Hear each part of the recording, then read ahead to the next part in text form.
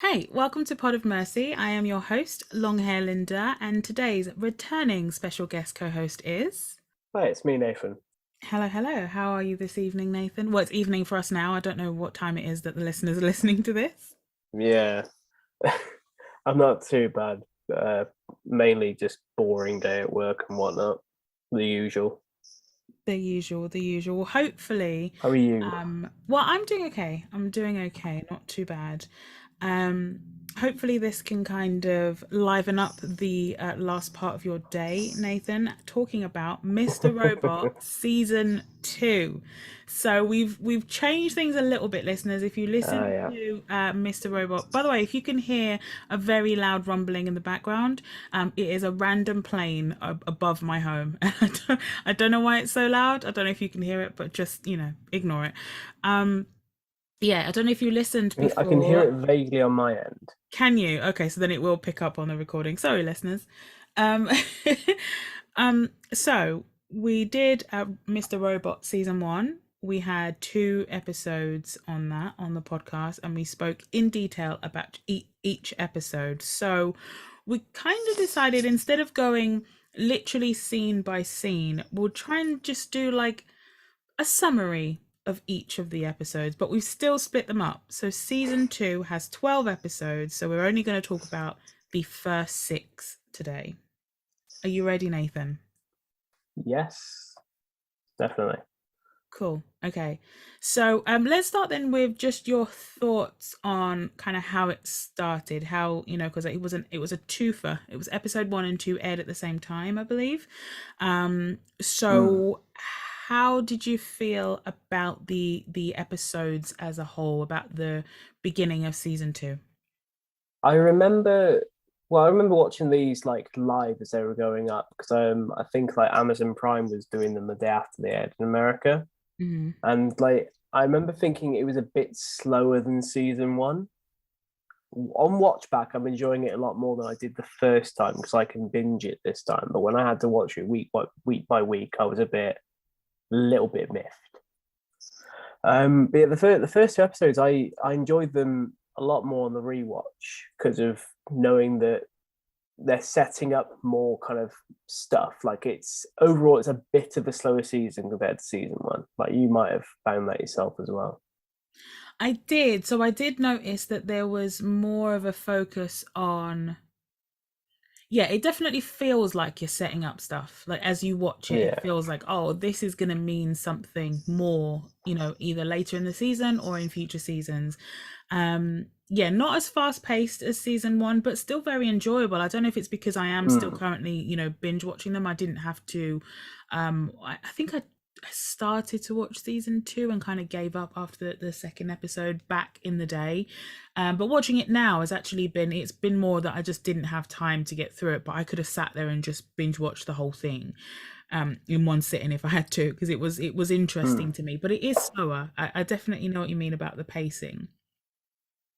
It's more about the characters than anything on this one. I Yeah. think like they're focusing more on the character than focusing on the plot as much. Yeah, absolutely. And it does make you do a lot of questioning. So let's just get Yeah. straight into it. Let's get straight into it. So the twofer, episode 1 and 2. So the opens with Tyrell Wellick wearing the anonymous-esque mask, the F Society mask, as Elliot executes his hack. So it kind of takes you back a little bit into the moment that the hack happened. So we're realizing we've been taken back to the night that Elliot had blanked. In the final episode of season 1, if you remember, he kind of blanked on what had happened, and then it was like, the world ending kind of thing. So Elliot reaches for something in the popcorn machine. Then we cut away to the moment after he fell out of the window as a kid. So before I move on, I just want to point out, because you did say, and I didn't see it as I was watching it. I obviously found this out from you when we spoke about it, but you Yeah. mentioned that there was a gun in the popcorn machine at the arcade. Yeah, it was the gun that Darlene had on her that they made her like ditch it and she ditches it in the popcorn machine. Yeah, see, I didn't even remember watching that. Like, I didn't remember seeing that. It was only when we spoke about it on the podcast that I was like, "Oh, okay, there's a guy in the popcorn machine." And then, of course, that's one of the first things we see as season Mm. 2 starts. So we see Elliot, he's reaching into the popcorn machine. It cuts away to the moment that he fell out of the window as a kid. So the hospital scene was super jarring. His mum was just like super concerned about like the cost of treating his broken arm, and like I know it's important to something, but it was really quite disturbing to watch. Like nothing gruesome happened or anything. It wasn't like Mm. that, but it was just like I felt very, very uncomfortable. I don't know how you felt watching that. Yeah, it tells you a lot about his parents because obviously they don't really go much into his mum in into their parents in like season one, other than little bits about the dad, really. But like it tells you kind of what his parents' outlooks on things. So Yeah. you kind of understand a little bit about why Elliot and Darlene are slightly the way they are. With obviously, it's looking like the dad is like a lot more of a caring person. The mum's just, well, there's no money coming in now, so we need this. We can't be affording to have this. And just kind of maybe the misplaced anger kind of thing, because wasn't it the whole thing of he was out the window because he revealed that his dad had cancer to his mum? I think they said in Yes. series one. Yes. So that with like unexpected costs and everything else, probably like stress in America, I guess, because all the well I mean, insurance and yeah, everything. that is highly, I can understand it from that point of view Yeah. because it is absolutely a joke. Like, I just hear about Americans talking about how they'd like, don't call an ambulance, like, just get a taxi Mm. or something, just because it will cost so much money. You're just like, oh my, why should people be thinking this during an emergency? But that is, that's probably a conversation for another episode. But yeah, no, it was. I felt that I was really jarring. You definitely do get to understand his mum's outlook and personality a bit as well. Like you said, it was just very uncomfortable to watch. But then Mm. we do cut away to a month after the hack. So Elliot's got a new daily routine, which he calls his program, giving, very Matrix.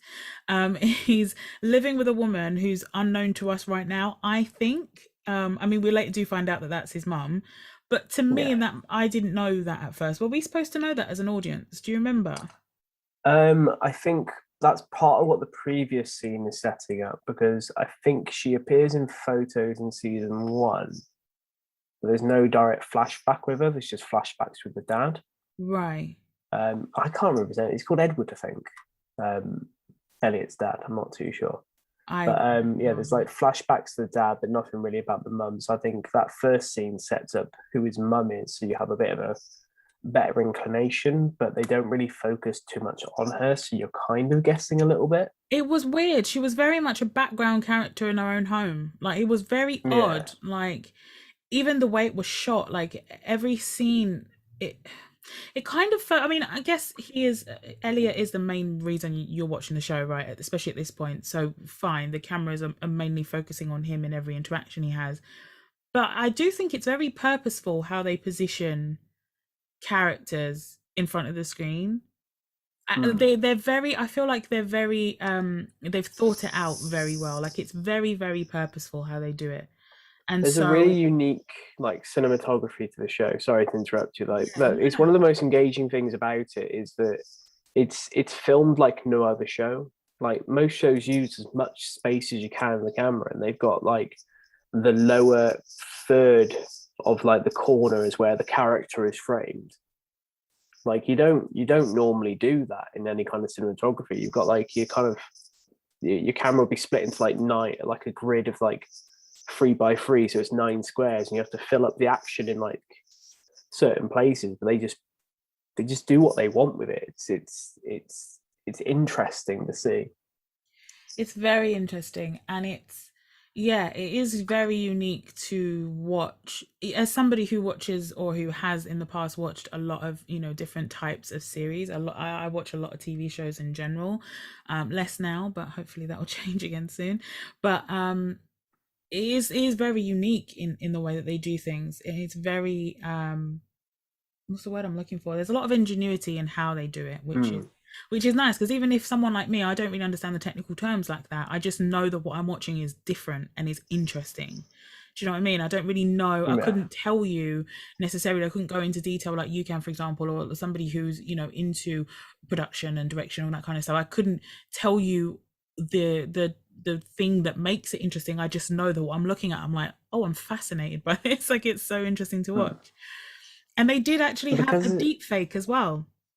They had a yeah, deep yeah, fake of the Obama Obama talking about deep Tyrell fake. Wellick and F Society, which I was just like, Mm. oh my God, I paused it and rewound it, watched it again.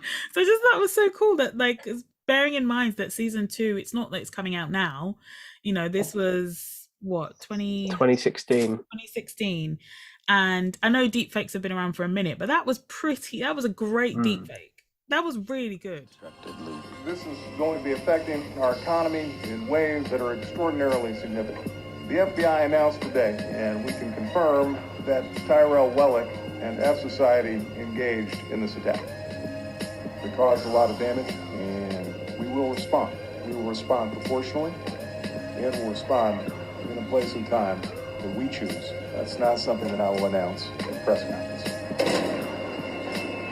It was basically similar to have you ever seen the one when he announced that they got Osama bin Laden? He goes, "We got him," and then the deepfake part is he leaves the podium he's on and just kicks the door open. Oh yeah. It reminded me of like the same. I guess it was a similar technique to when they did that, because I think the video they use is possibly from around that kind of thing. I'm not too sure. It might be. I remember seeing a thing at the time where someone traced what the actual original video was, but I can't find it now. I did have a look for it. It might be. It might be around that time. Yeah, so I thought that was cool. We saw the deep fake. And we also did meet Elliot's new friend. So we got Leon, who's his new friend. Now, I have a question about Leon. Yeah. I don't want to spoil it for myself. So feel free to not answer. But I'm just going to put this out here. Is Leon real? Is he a real person? Don't answer it, because I'm sure it will be. I don't think Leon is real. I just have a feeling. The best part of these things is because I know like I've forgotten episode by episode, but I remember the general kind of plot things that happen. So like hearing you ponder about them, I'm just here like some sort of master, just like, yes, I know exactly what's going on. I mean, I really don't want to spoil it for myself, but I'm just like, No. I keep looking at him going, is he? And then they'll like have a conversation and I'm like, well, not really a conversation because Leon just kind of talks at him, but there'll be those moments and I'm just like, no, he's got to be, he has to be real because this is happening. I'm like, yeah, but is he? Like, so I've been doing a lot of that with Leon, but we met Leon, we met Hot Carla, who's the local pyro. His church group, Elliot says that he needs to socialize himself. It's good for him. So he's joined a church group as well. He is back in therapy with a lovely Krista.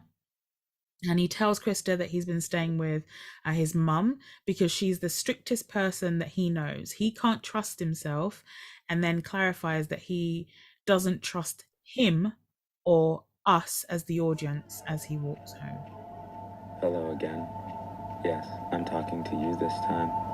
I'm sure you wanted to hear what I told Krista back there, but I'm not ready to trust you yet. Not after what you did. You kept things from me. And I don't know if I can tell you secrets like before. Friends are supposed to be honest with each other, and you weren't. It's gonna take a while to rebuild this relationship. Talking to your friend again?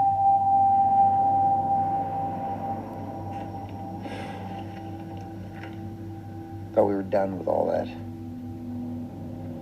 Here. Check that out. Lots of nicer friends in there for you. Wait, I've always loved that bit where they kind of reference like that the audience is another thing in his head as well. Yes, we are absolutely. Like I love they still commit to that. Yes, we are absolutely a character that Elliot has invented in his mind, which is very fascinating to be part of because it does draw you into the show a bit more. At least it did with me. So we also find out Mr. Robot is back and Elliot is trying to find out where Tyrell is. Mr. Robot is just like, I can't tell you, and then shoots him in the head. Elliot says, are you done? And goes back to journaling. And it was such a violent scene for it to just end like that. Like he did just shoot him in the head. Like he shot him in the head. There was the blood splatter at the back of his head. He fell backwards onto the bed. Like it was just so. There was that gunshot in his forehead with just blood dripping down his face. It was like, wait, what am I watching here? Like what? He wears a bandage later as well, doesn't he? For it, if I remember right. He I does. think he's got like a bandage all around his head for it.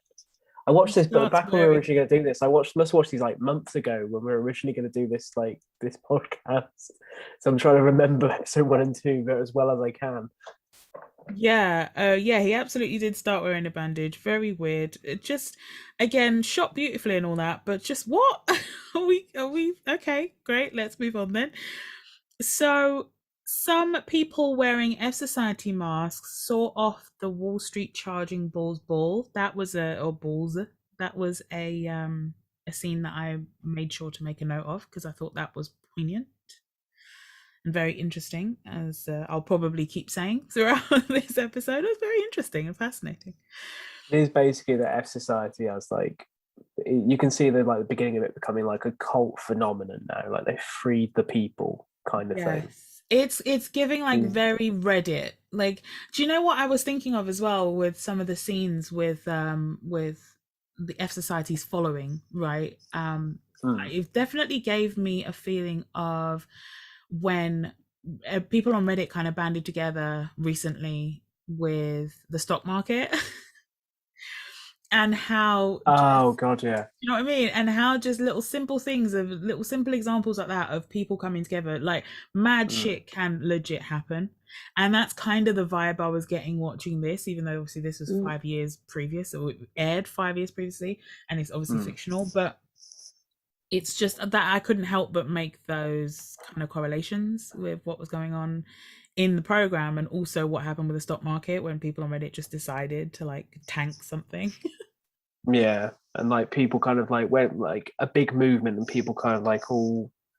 No, I feel like I started a sentence and I had nowhere to go with it then. Like a big movement, everyone kind of jumping on this big movement, like bandwagon type thing. Yeah, but some people using it just as an excuse to kind of go a bit wild on some stuff, like. Because like F Society had a meaning, and then you've got these people that wear the masks, but they've kind of adopted the image just to do something a bit chaotic like that. Oh, absolutely. There's always the anarchists, aren't there? But you see those in everything. Like even when you look at the global BLM movements last year, like particularly after the sort of everyone was at home, everyone was paying attention, and then we had the video circulating of police brutality, namely the murder of George Floyd, and it was just like you just saw people starting to protest absolutely everywhere, and then there will obviously there'd be an agenda with certain footage and certain media footage that we had would depict all of the anarchists and try and act as if those people made up what the movement or the protests were about. And it's just always the way. You're going to have those select few people that don't give a shit about what the movement is. Oh, are we just going to create chaos and destruction? I'm down. Like they're just there to take part. And I don't know if that was the vibe of the people that were sawing off the balls, but I mean, you know, more power to them, I guess. Because I'm trying to remember if anything big was happening around about 2016. So like with the first series, they were on the button with some like issues, like slightly with social issues around that time anyway with season 1. Well, 2016 was a mad one. A lot of mad shit was happening in the States. It was Colin Kaepernick was that year, wasn't it? Yes. Cut the knee. Yes. It was also the year that Trump won. There was a lot leading up to that. There was a lot of stuff with Clinton, with Hillary Clinton, and then Bill got brought into it, and there was all that emails bullshit, and then it was like Trump not releasing taxes, and there was stuff going on with Wall Street as well. There's massive things going on. I think there was just a lot 2016 was just I remember it being a very weird fucking year for politics and social issues and everything. So I think they were picking up on a lot of that stuff.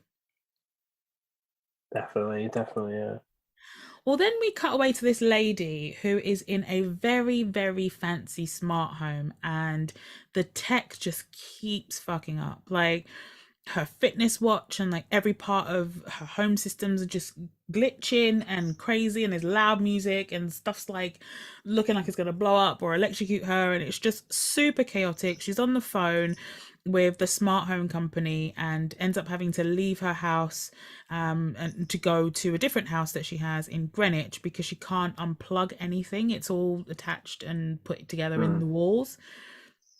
Which I remember thinking as I was watching that, I didn't actually write this down, but I do remember thinking that it's very interesting. I mean, I don't know if there is a correlation, but the fact that she specifically mentioned that she can't unplug anything because it's in the walls.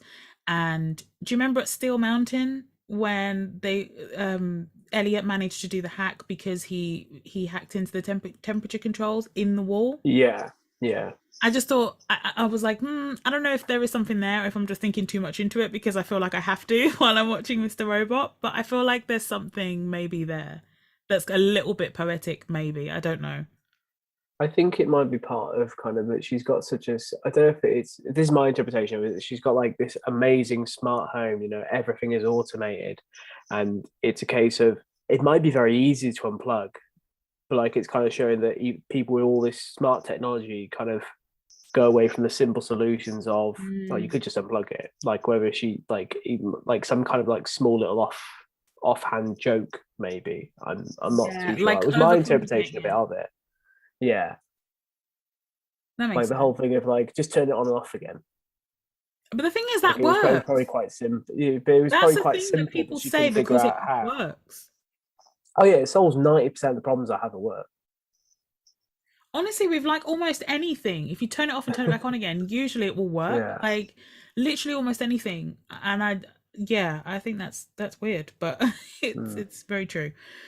Well, so all of these alarms have been going off. It's crazy. So she's leaving now, and as she leaves, everything calms right the fuck down. The alarms calm down, like they turn off, all the lights and all the flashing things and moving blinds and whatever else. Everything just calms right down, goes right back to normal as soon as she's left. And we see that it was in fact Darlene who was hacking her home. The interesting thing about that really quickly is I watched a video recently, you know Joe Lycett, the comedian? No. So he's got basically like a show on Channel 4. It's like one of those consumer ones where like if you have a complaint about a company doing something that seems a bit unethical, he'll investigate it. Okay. And he had one about smart objects because it was something about smart watches that Amazon was selling that could be easily hacked. And he had Chris Kamara and someone else go into this like house that had like a load of smart stuff in it. And all him and this hacker had to do was get onto the Wi-Fi in the house, and they could control everything in there then. Oh, so I've heard it's something about... that is possible to do, yeah. Yeah, I've heard about like, people hacking into smart systems based on just getting access to your Wi-Fi. I've heard of smart cars as well. I've heard of them doing as well. Like you Yes. can like they can turn the engine off mid-drive as well, like using it. Oh, that's not scary at all. Jesus. Well, we do move away to see Gideon. Oh, Gideon. Elliot meets with Gideon, and we find out there's no more Allsafe at this point. Gideon has had to furlough everyone, and the FBI believes that Gideon was complicit with the hack, or in the hack. Gideon is asking for help, so he's talking to Elliot, but Mr. Robot is like kind of behind him, being like, you know, no, and it's kind of just fucking with him. And Elliot says that he can't help, and Gideon threatens to basically dob him in. So this is the point where Elliot then wraps this bandage around his head because of this fake gunshot wound that just won't stop bleeding. And Elliot seems to think he's very set that if he sticks to this really strict regimen, that will help him get control until Mr. Robot is gone and he can get back to normal.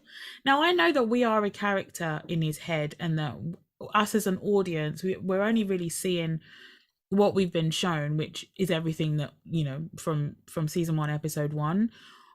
Who's he trying to convince? Is like, what's normal? Do you know what I mean? Because we've never seen him normal. So, but he's talking to us when he's having those moments. I'm just like, what is normal? I think it's his idea of normal. Because he like observes people and kind of, he's like trying to learn. essentially anything that has a routine, because his life doesn't have a routine. Yeah. That's essentially it. He's thinking like normal is you have a routine, like you wake up a certain time, you go to work a certain time, you get home a certain time, you have dinner a certain time, you go to sleep a certain time. So that's basically what he's in his head, what he's trying to do, because he thinks that's what normal is. Yeah. I guess if you are just observing people in the way that he does, Hmm. you probably will miss out on, like, all you will see is routine. All you will see Hmm. is the repetitive stuff, because he just watches people's behavior, but he can't relate to it in most ways. Do you know what I mean? Like, he's not empathizing with it, he's not relating it Yeah. to something that's happening with him, so he doesn't get the full context. He's just looking at, you do this, you do this, you do that, and it's just that order, basically. So I think, yeah, I think Yeah. you're right about that. That probably is his It's version. it's very performative, basically. Like he's putting on a routine of having a routine, Yeah. but Yeah. really his life is very unreliant on any kind of routines. Like he's trying to act like he has a less interesting life, where someone will try to act like they have a more interesting life. Mm. Yeah. Well, we're back at the woman's smart house that Darlene hacked, and we cut to it's a scene of Darlene just on the ground crying, and she's clearly not doing that well either. So it's really not just Elliot. She then kind of has to put this, face on and goes out to where a group of people are cheering and taking videos with the charging balls. And it looks like she is now the leader of the New Earth Society, and the smart home is now their hub, at least for now. We find out that the woman who owns the smart home is called Susan Jacobs, and she is general counsel at Evil Corp, or E Corp, because we see it as both now, don't we? We see it as Evil Corp because of Yeah. Elliot, but also we do see mentions of it being E Corp, which is that important? I feel like that's important. I think it kind of lets you know whose perspective you're right, like looking at things from. So, like if you're seeing it as E Corp, then you're seeing kind of Someone what's else. actually happening, because we know that like Elliot's such an unreliable narrator, and if it's going on where it's Evil Corp, we might not be seeing exactly what is happening. We might be seeing it kind of sugarcoated away he wants us to see it, or how he wants to see it. I've Yeah, not thought about that one, to be honest. but I do Like wonder, I didn't cling on to that. I do wonder if, because I get that, like I get like because we only ever season one, I think we only ever saw things from his perspective the entire time, Hmm. even till the end, because we didn't know how the hack happened. We just knew that the hack happened. So even up until right at the end of season one, we only ever saw things from his perspective. I do wonder if we're seeing from someone else's perspective and not just what's actually happening. There is something that kind of plays in my mind a little bit. Like, are we just seeing this from now someone, even though they might not be narrating to us in the same way that Elliot does, are we just seeing it from another skewed perspective, just not Elliot's skewed Yeah. perspective? Does that make sense? I don't even know if I'm making sense anymore, but this is what I- happens to it my makes brain sense, yeah. when I'm watching Mr. Robot. I'm overthinking absolutely everything to the point where I confuse myself half the time. So Because of just bear because of with. how season one went, right? Like with like the twists in season one, did you keep yourself a bit more alert, trying to create your own theories going through this one? I full disclosure, I do that anytime anything is even slightly interesting or complicated. Like, you should have seen me watching Game of Thrones. I would theorize absolutely everything. I would theorize what's going to happen in the next episode by the end of the season. Like, that's how I am. If something has twists and turns and is written well, I'm theorizing everything. I'm trying to guess what's going to happen. I'm Yeah. coming up with alternate endings and all type. Like, my brain just will do that when I watch this type of stuff. So the short answer is yes. I So remember go on. because I was kind of like I was like looking at like all these different discussion things about this as it was going along. So like I was trying to figure out any kind of like twists that going along, and I remember there was a thing a while back of somebody who guessed the entire season correctly. No. How? I've no idea. He just kind of, I think it was based on a couple of the episodes as he went along. He was like, okay, this is how I think it's going to go. And then the bloke who actually writes the show, I think he replied to the guy, he's like, nice job. Bloody hell. I mean, you would, wouldn't you, if they bloody guessed the Hmm. whole thing? Because it's not like it's an easy show to predict. Like, there's predictable shows. No. This is not one of them, at least not for me. So, yeah. Oh, bloody hell. Okay. Well, then we go back to Darlene. Or we're still with Darlene, I think, here. I'm not really trying. I'm trying not. I did try to write this not scene by scene kind of as I was watching it. But Darlene doesn't feel like the hack made anything better, and now it's actually worse, and they are in a war. So that was the main thing. There was a lot of dialogue and all that type of stuff, but that's the main thing I took out of what she said, because I thought that was, and it's clarified a bit more as we go on, but I think that was such an interesting, I keep saying interesting, I need new words, but I thought it was really cool how they made a point to show that it does still make things worse, like how like the hold that these types of corporations actually have on our society. And even with a massive large scale hack of the millennium like this, obviously fictional for us, but even something like of this magnitude, still they're getting away with absolute murder. Because we then go to the Bank of E, and they can't verify any payments that have been made by customers due to the hacks. And I just thought, oh God, we just can't win. Like, it was supposed to erase debt, but now people, like the banks are now saying, well, we can't give you any money from your account because we can't tell how many payments you've made. And if, for all we know, you haven't made any of these payments on your mortgage or your car or whatever else you've got from the bank. And it's just like, of course, of course it's going to make problems worse, because these corporations have such a hold on everything that we do, that it's like, even something like this that seems like it would be amazing and would free everybody could end up making things so much worse. It's a very realistic kind of portrayal of the revolution, Yeah.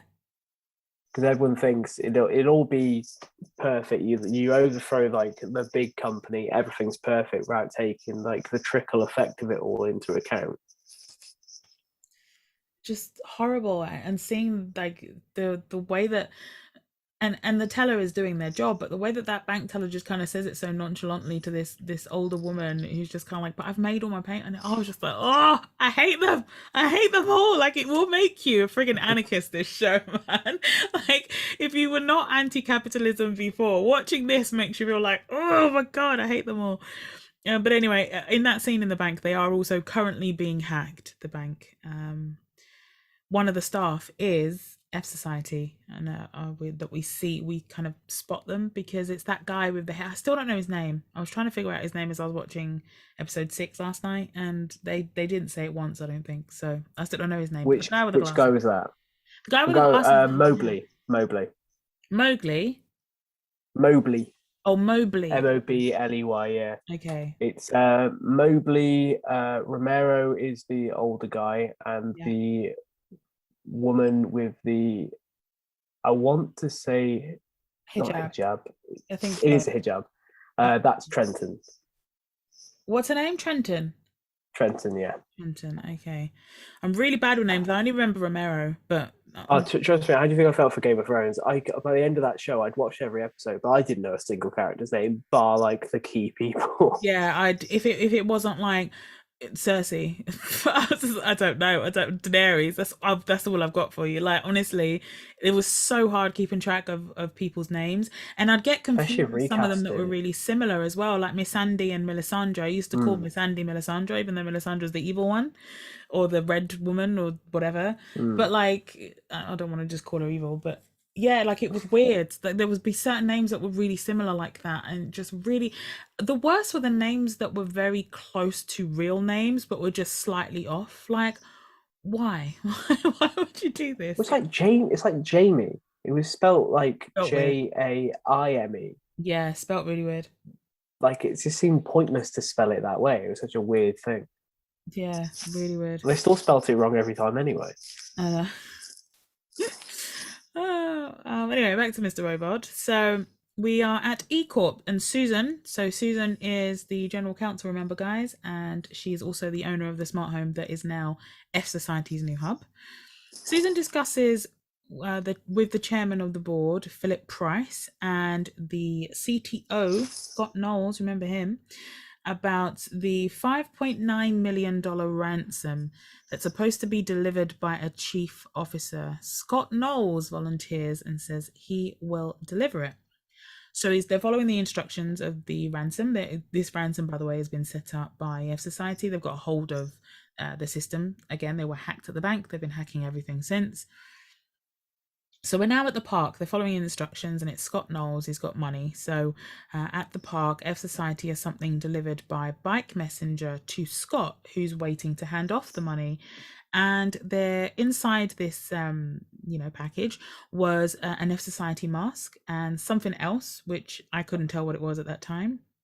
He then gets a phone call threatening to expose something unless he wore the mask and burned all of the money. I still don't really know what it is. I don't think I made a note if we did find out. What was the threat? Why? Do we know? I don't recall now, because I can't think of anything that he did previously in the series. Not that we were shown, right? Yeah, not that we were shown, because obviously, like, as far as we were concerned, like, his character was kind of not one of the good ones, but one of the, like, not one of the evil ones either, even though he did work for E-Corp. Yeah, like he was like I a don't think we'd be typical able to person say you what might it not was. like. I don't think we actually found out. There's nothing I can think of. No, I don't think we knew. It might be a later thing. I don't recall off the top of my head. Okay, I just wanted to kind of make sure, because I didn't make a note of it here, yeah. and I don't know if it's something that might come up in another episode or something. So I don't know, but yeah. So he did it though. He did what he was told. He put on that F Society mask. He burned all the money. We go back to Philip Price. Now he's having a conversation with the government. Again, this is just going to show that they've got their claws in absolutely every part of society, and no matter what you do, shit still gets worse. They're having a conversation with E-Corp, the government, all that kind of stuff, and Philip is there. He makes a point of saying there's no con without confidence, and he makes a point of saying that he is not resigning. So yeah, Philip Price is still evil, still around, still has power. And that's pretty much where we left it in terms of E-Corp, I think. Oh no, we do come back to it later. Hang on, let's move away, because we met Ray. We met Ray at the basketball park, and Ray is an important character. I could feel it as soon as I saw it. One, because the actor's Craig Robinson, and they're just not going to cast him for shit. So I already knew that his character would be important in some way. So we met Ray at the basketball park, and he somehow knows Elliot's name. He says, that he's seen him around. He asks for Elliot's help, and Elliot refuses. And he tells us that he's keeping himself analog to take away Mr. Robot's power. Thoughts on Ray before I move on? At that moment, obviously we know what's happening after, but yeah. So like when we introduced him, obviously we just see him as like this quite one of those kind of knowledgeable background people. It's like he's kind of like watching, but he doesn't seem like he's a threat in any way. Mm-hmm. But you can see there's something still about him that Elliot's kind of a bit off-put by, but that's just Elliot in general around kind of anyone. He's off-put by most people. So at the moment he seems quite harmless. Mm-hmm. But it's like it's going to build to something. Yes, I thought it was a pretty cool introduction. I thought it's a typical Mr. Robot introduction. I had questions from the introduction, so I was already second guessing what was real, what wasn't, why does he know him, what's going on, confusion. So it's very typical for this show. We then not meet, but we re-see Joanna Wellick. She has a friend. And she's still getting her little, rocks off while Tyrell is doing whatever the hell he's doing. She's still very much having a good time with her guy friend. So she's living her best life, she is living her best life. And about an hour into the episode, I believe, we finally see Angela for the first time, and she makes it clear to her lawyer, if you remember her lawyer that had represented the class action suit in season 1, she makes it clear to her lawyer that she actually likes her job at E Corp and she will not be quitting. Angela felt like really lost, for lack of a better word, to me. She feels different at the beginning of this season. Very different, very cold. It's like they kind of had to kind of create a new character out of her, but because she's in a new job, I guess she's building a new persona for herself. Yeah. You know, like you don't often get to have like a big restart in such a simple manner. So like going to a new job, you have a chance to reevaluate yourself, rebuild yourself as someone else. But it was so drastic. It was such a, to me, such a drastic shift. I'm going to be, okay, I'm very positive about this show. I'm going to say something, that's probably my only critique. I don't like the way they've written Angela. Yeah, she seems like they kind of have changed her characterization a bit to kind of suit the plot. And they flip-flop her too much for me. It's like it's not believable. Because even as we go, and we'll discuss it as we go, but even as we go further into season 2, she flips again. And it's just such, I mean, look, humans will change their mind about things, we'll do things differently, we'll evolve, we'll regress, all of that kind of stuff. But it's very extreme for it to be. I don't like the way her character's written. And I don't understand why. It might be a thing that will be explained later, but I don't understand why her character is written so extreme when everybody else isn't. Because I don't think anyone else is predictable, but they certainly aren't as extreme. I mean, apart from Elliot, I think Elliot's pretty predictable in the way that he moves, but they're certainly not as extreme as Angela. I just feel it's very, like, it's too much for me almost when I'm watching it. It kind of feels, that would be my critique, I think, for the show, is how they've written that character. I'm not a fan.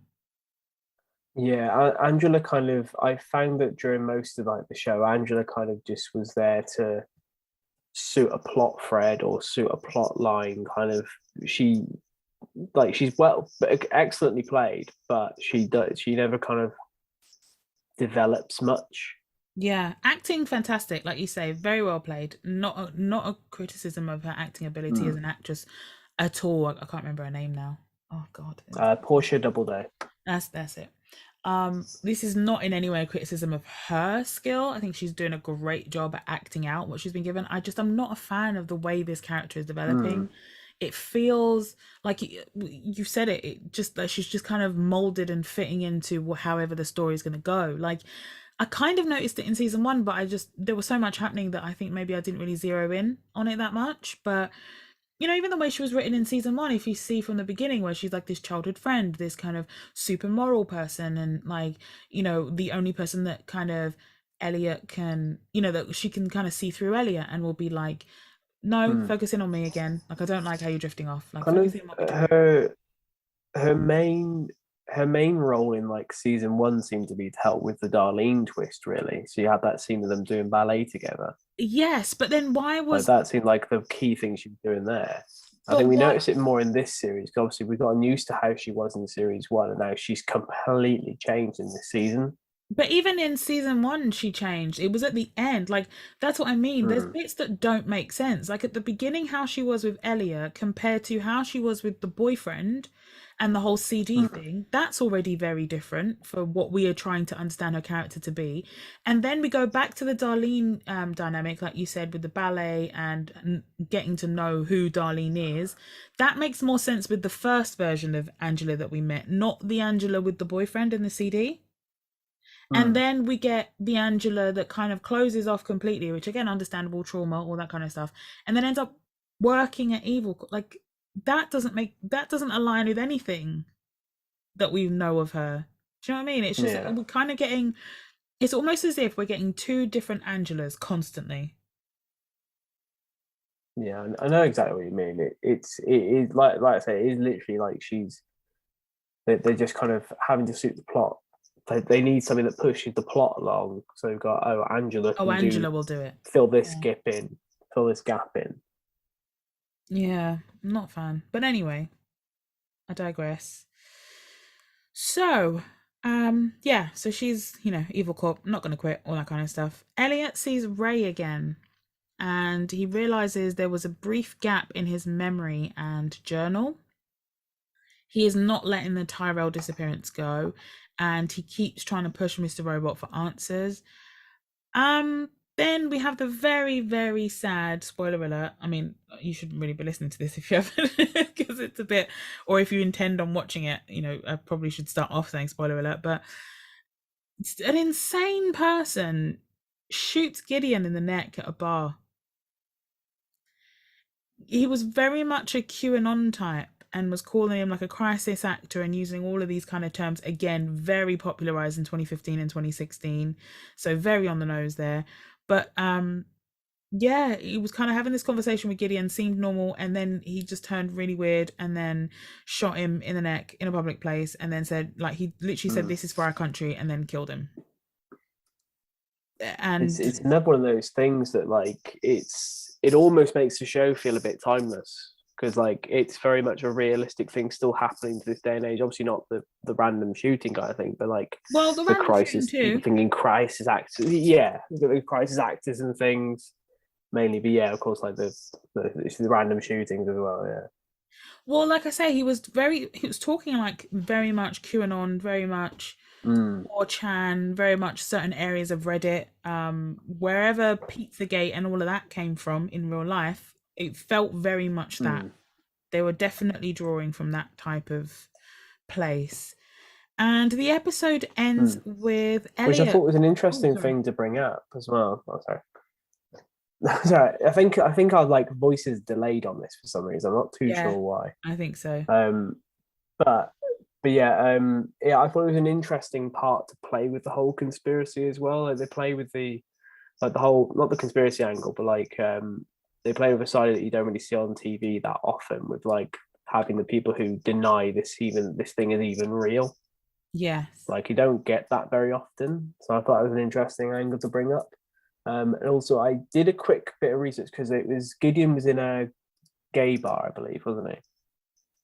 I think. Yeah, I think so. Because this aired, and obviously it's going to be absolutely nothing to do with it. This aired after the Atlanta gay bar shooting. Oh, do you remember? God, yeah, of course. Like a month later, yeah. So that's two big events that have like happened so close to an episode coming up that have happened in that episode.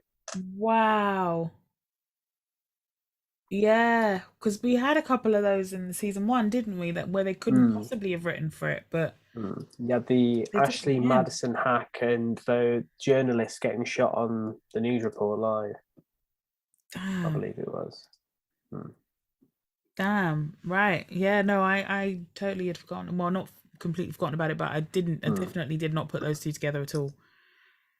No, it was when I was doing some research into like people's live reactions to the show. It's like one of the things that came up with that, and I thought it was. I'd not forgotten it happened. Again, I'd forgotten when it had happened. Yeah. Like I said, 2016 was such a weird year. The mad year. So much happened in that very short space of time. Like, for it to just be like a 12-month period, it felt like the longest year of ever. Like, even longer than these like lockdown years. Honestly, it was horrible. It was a notorious one where like all the celebrities that we grew up with died as well, wasn't it? 2016. Yes. Yeah. It was like David Bowie, Carrie Fisher, Alan Rickman. Yeah, it was a weird year. A very, very what an insane year that was. Jesus. So, yeah, so the episode, which technically is episode 2, because 1 and 2 aired together, the episode ends with Elliot on the phone, and he is talking to Tyrell Wellick. Dun dun dun! Always love Tyrell's catchphrase of just like bonsoir, Elliot. Bonsoir, Elliot. Yeah. All right, so thoughts on episode 1 and 2 as an opening. What did you think?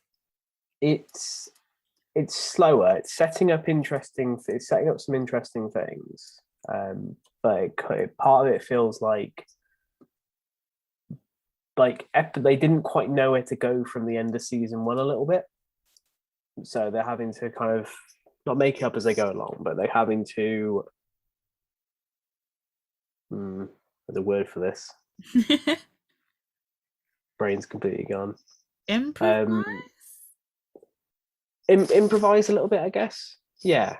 So they haven't got like as clear a plot line yet as they did in like season one. Like season one, there was a clear objective, and that was the big hack.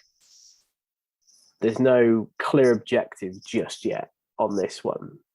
So they're spacing it out a bit more because they're focusing a bit more on the characters.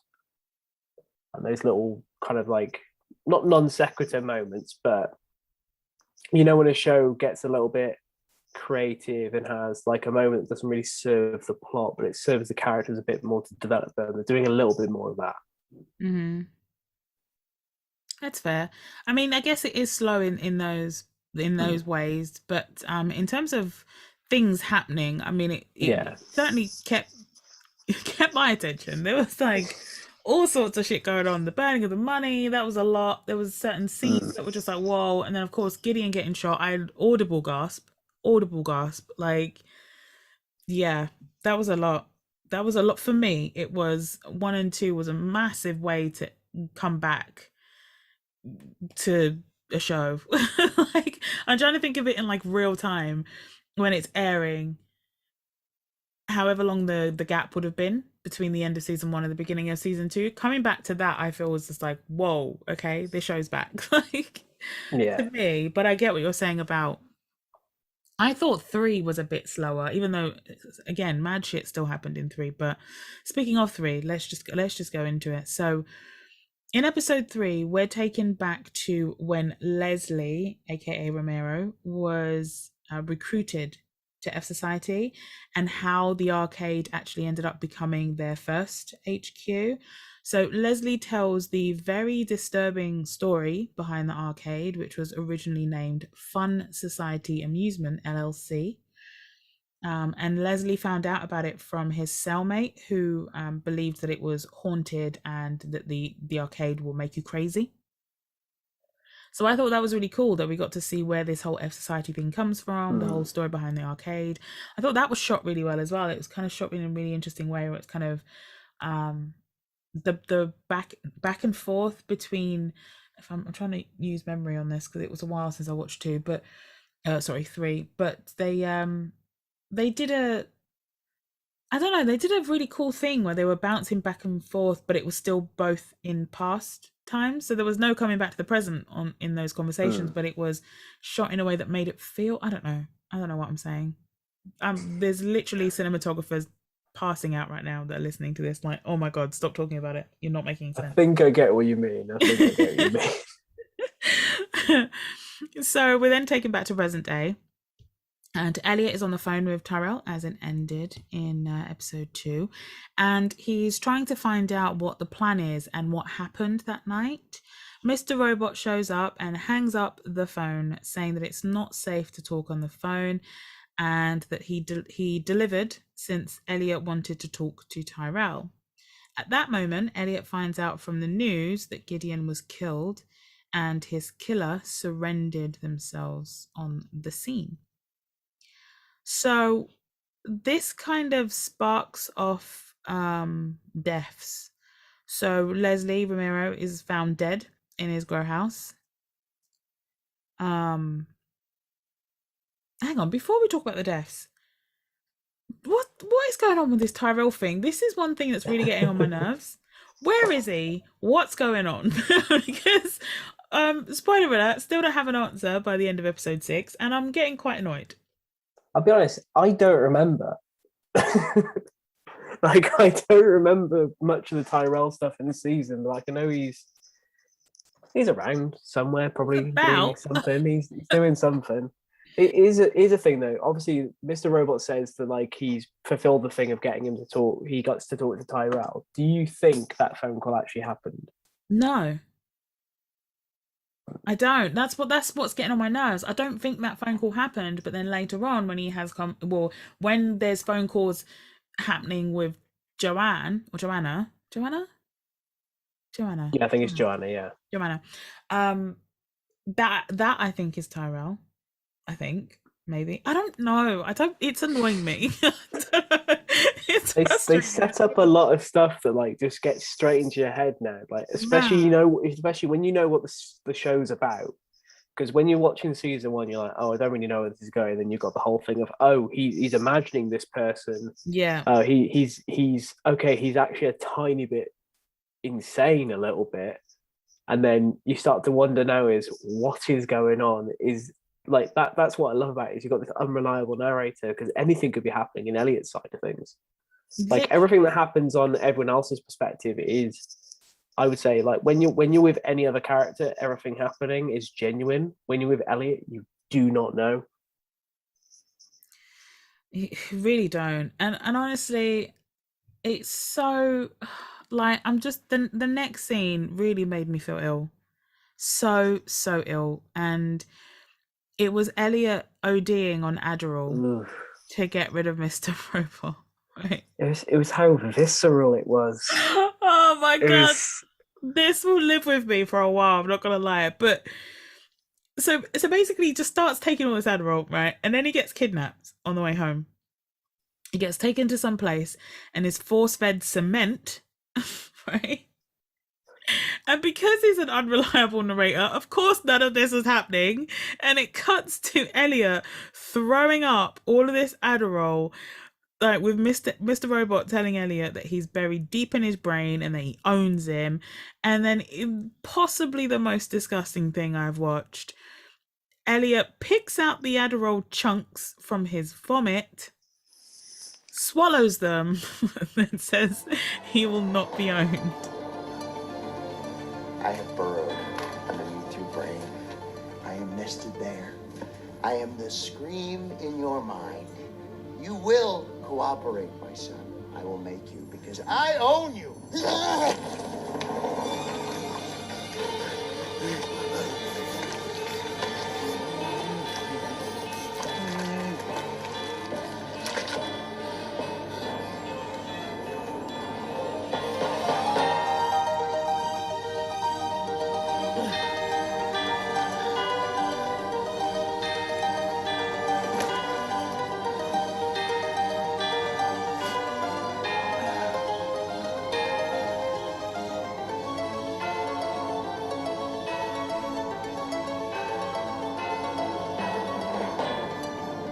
I will not be owned.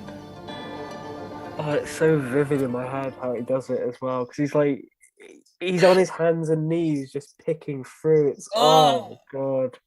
God, it was fucking disgusting. I Ah. actually paused and had to stop for a bit. That is grim. That is The horrible. cement part of that scene I thought was really good because it plays into the whole thing of like Mr. Robot showing how much worse he could be making it for Elliot. Yes. You know, like as a way to convince him to throw up, he pretends to be he makes Elliot think this is really happening to him, so he has to throw up. Like I think that's quite an interesting when in reality he probably just Elliot just made Elliot put his fingers down his throat or something like that. Yeah. Likely that's all that happened. But in his mind, Mr. Robot has built this whole story, which is very, relevant in as the season goes on, or just even in what's already happened, but made up this whole story of him being kidnapped and force-fed cement just so he'd make himself throw up. Like, it's just, yeah, that scene was horrible. I wish I'd never seen it, but kudos to them, I guess. Right, so F Society is concerned that they might be getting killed off by the Dark Army. Darlene doesn't think that this is the case, but of course, with all the deaths that have been happening, everyone's a bit on edge. Back to Elliot. After that disgusting scene, remember he is now re-swallowed a bunch of Adderall, and he's loving life. Mr. Robot is gone, and he's even cracking jokes. He got to day 5 of no sleep, and he started basically short-circuiting. Yeah. That was, again, shot in a really weird way. I don't know how I feel about those scenes. What did you think? I think there was a similar thing in season 1 where Elliot said he was going to be more normal, and Yes. like that was creepy. But then Happy Elliot is like even weirder. It's that scene where he says like the dishes look immaculate, and it's just like it's not even what a happy person would normally say. It's what his idea of a happy person is. He's just someone who like takes the pleasure in that kind of stuff, and it's just so eerily acted. It's perfect. Like it's I so mean, perfectly acted throughout. Rami Malek is actually incredible, and I know that because he scares me, and I think any good any character that scares me when it's not a horror film, it has to be down to the acting. Like, do you know what I mean? Like, yeah, you can write it a certain way, but there's a way that he delivers it. There's facial expressions that he makes, and just he scares me. I'm not gonna lie. Very, very talented young man because Elliot is happy. Elliot, oh my god, so weird, so weird. It's bizarre how like a character just being happy, like which you want him to be happy because he's, and then all of a sudden it's just like, no, this is horrible. I want him to go back to normal. I want to stop. Go back to him being moody and confused and not really understanding what's happening, and his eyes all big. Like, let's go back to that because this is weird. Very disturbing. So, Angela, my favorite character. She, again, very weird energy. She's gone to dinner with Philip Price thinking that it's going to be just them. I don't know if she thought it was going to be some kind of weird date or what. Again, I don't understand how they've written this character. I just don't. So anyway, she arrives there and there are two other guys sitting at the table with him, and it happens to be a work dinner, and the look on her face is as if she is disappointed. They all have dinner together, and Philip says that he wants to have a drink with Angela alone. The other two dudes get up, leave. They've all had a nice time or whatever, and Philip decides to reveal that the men, Jim and Saul, were in the room with Colby when they decided to cover up the danger of the toxic waste dump that killed Angela's mum. Before I move on, can I just say, if I haven't said it already, Philip Price's character is literally all of the evil that you know goes on in the world in one man. It's weird as well because like with that one, it feels to me like he thinks he's doing a nice thing for Angela. Kind of. Well, because he goes on to give her the evidence to put them away, and says that even though they've been with the company for decades, they've gotten themselves involved in insider trading or whatever, and this evidence will destroy them. So clearly it's self-serving, but the look on his face is as if he's just done her a favor. But you just made her sit and crack jokes and see the humanity in these two people who are responsible in part for her mum's illness and subsequent death and subsequent debt that her dad has been left with, and all the trauma that's come from that. I think part of it as well might be that obviously I think she's gone to this dinner with Philip because she's moving up the ladder in the company. And I think she's gunning for kind of like a position near where he is. So she probably thinks, oh, I'll go to dinner with the boss, get good favor with him, you know, like I've worked at jobs before where the people who spoke to the managers more got better opportunities. And I think she's trying to get to that route. And I think that he's also doing a bit of a power move where he's being like, trying to make her a bit like him, where he's seen the humanity in them as well. But he's okay with telling them to fuck off. Like he's okay with them getting arrested if she wants them arrested. Yeah. And again, it just shows like the way he'll just discard people. Like he's literally all of the people that we think are behind all of the terrible shit that happens in the world. Like that's just amalgamated into one character. That's just who he is. And it's so weird to see what that look like, to have a face put to that. Does that make sense? Like just to like, it's not a scary kind of shadowy figure. It's just this one dude in a suit. He looks like just a friendly granddad. I wouldn't go that far. I don't know if I'd a friendly-ish granddad. I don't think he looks friendly. I think he looks human, but I wouldn't say friendly I Grandad. mean, very friendly was the wrong word to use. Yeah. Now that I'm thinking about it, yeah, it was the awful He word doesn't. to Yeah, use. he doesn't look friendly. But he doesn't look as evil as he clearly is. I think is probably That's probably what I meant, to be yeah. honest. Okay, well, we're introduced to a very quirky FBI agent. Now, if you watch a lot of TV shows like me, you will have seen this actress in other stuff, and she is great. She is fantastic. I'm a big fan of hers. Can't remember her name right now. Of course, Grace Gummer. Grace Gummer, thank you. She's great. She was in some other things that I've watched. She was in the main thing I remember seeing her in was, damn it, The Good Wife. I remember love in an episode in American Horror Story, because I started watching that recently, but I don't remember which one she was in. She's great. She's great. I'm a big fan Freak of hers. Show. She And was she in does Freak the Show. quirky thing very well. Very, very, it just suits her. Like she's very comfortable in it, and I enjoy that. So yes, quirky FBI agent. We don't know her name at this point, but we know if you've seen up to where we're up to, and her name is Dom. And she is close to figuring out some things following Leslie's death. She talks her way into Leslie's mum's house by offering to roll her joints because, you know, Leslie's not around anymore to roll her joints for her, and she has arthritis or something. And while she's there, she's just very obviously snooping through all of Leslie's mum's stuff. And she finds the end of the world party flyer, which leads her to the F Society arcade. Dun, dun, dun. The episode ends with Ray and Elliot sitting and chatting about how control isn't real. And it makes Elliot consider whether there might be a way to manage his relationship with Mr. Robot. And that was it for episode 3.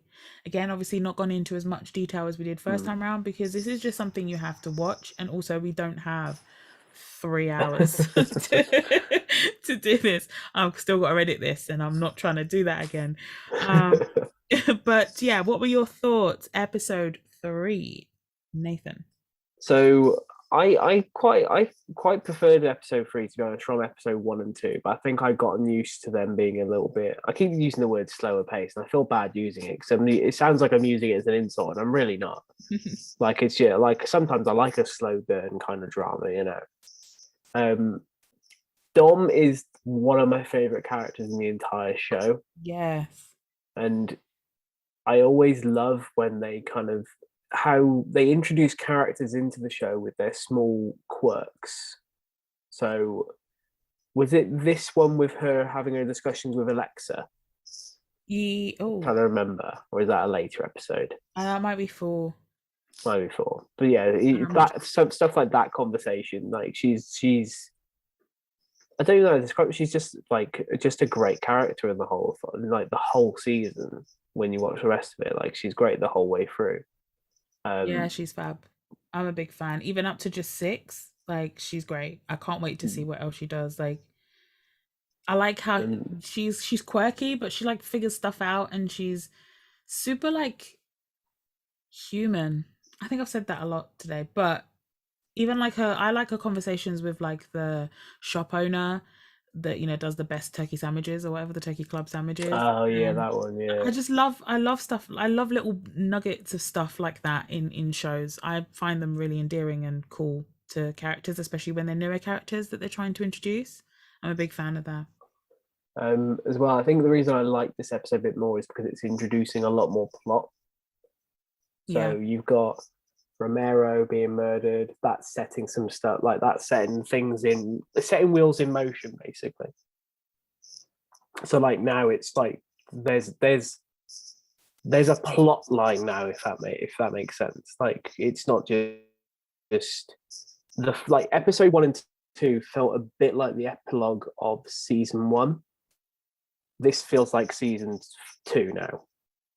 Yeah, like they were just finishing things off a bit, and now they're bringing it in a bit more. But yeah, it's a good episode. The whole Adderall ODing thing is absolutely horrifying, and it's the only thing I can think of distinctly from this episode that brings up in my mind whenever I think about this season. It's just so fucking grim.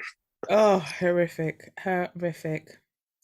I see why you would say that. I found this one to be a bit slower in terms of the Mm. action side of things, but definitely I see what you're saying. Like one and two was a bit more chaotic and all over the place and more of a wrapping up of season one, whereas this does feel more like a okay, so what's this season about?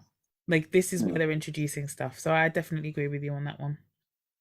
I really enjoyed like Elliot's rant that he was doing in that his Christian like Bible group, Oh yeah.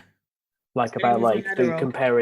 comparing like getting hooked on drugs to being hooked on religion, how they kind of like they're addicted to similar things, kind of like it's the show does a lot of that where you think it could be a kind of a potentially like a cringy kind of anarchist rant, but they quite nail it because of like how Elliot presents it. Like it's like they write it really well that you kind of avoid that kind of thing. Like when you if you ever read the synopsis for the show, you just think, oh, this is gonna you like if you read some of the synopsis for the show, you think, oh, this is gonna be some cringy hacker thing potentially. Like when I first heard about the show, I thought, oh, I don't think it's gonna be good. And then I sat down and watched it, and you realize that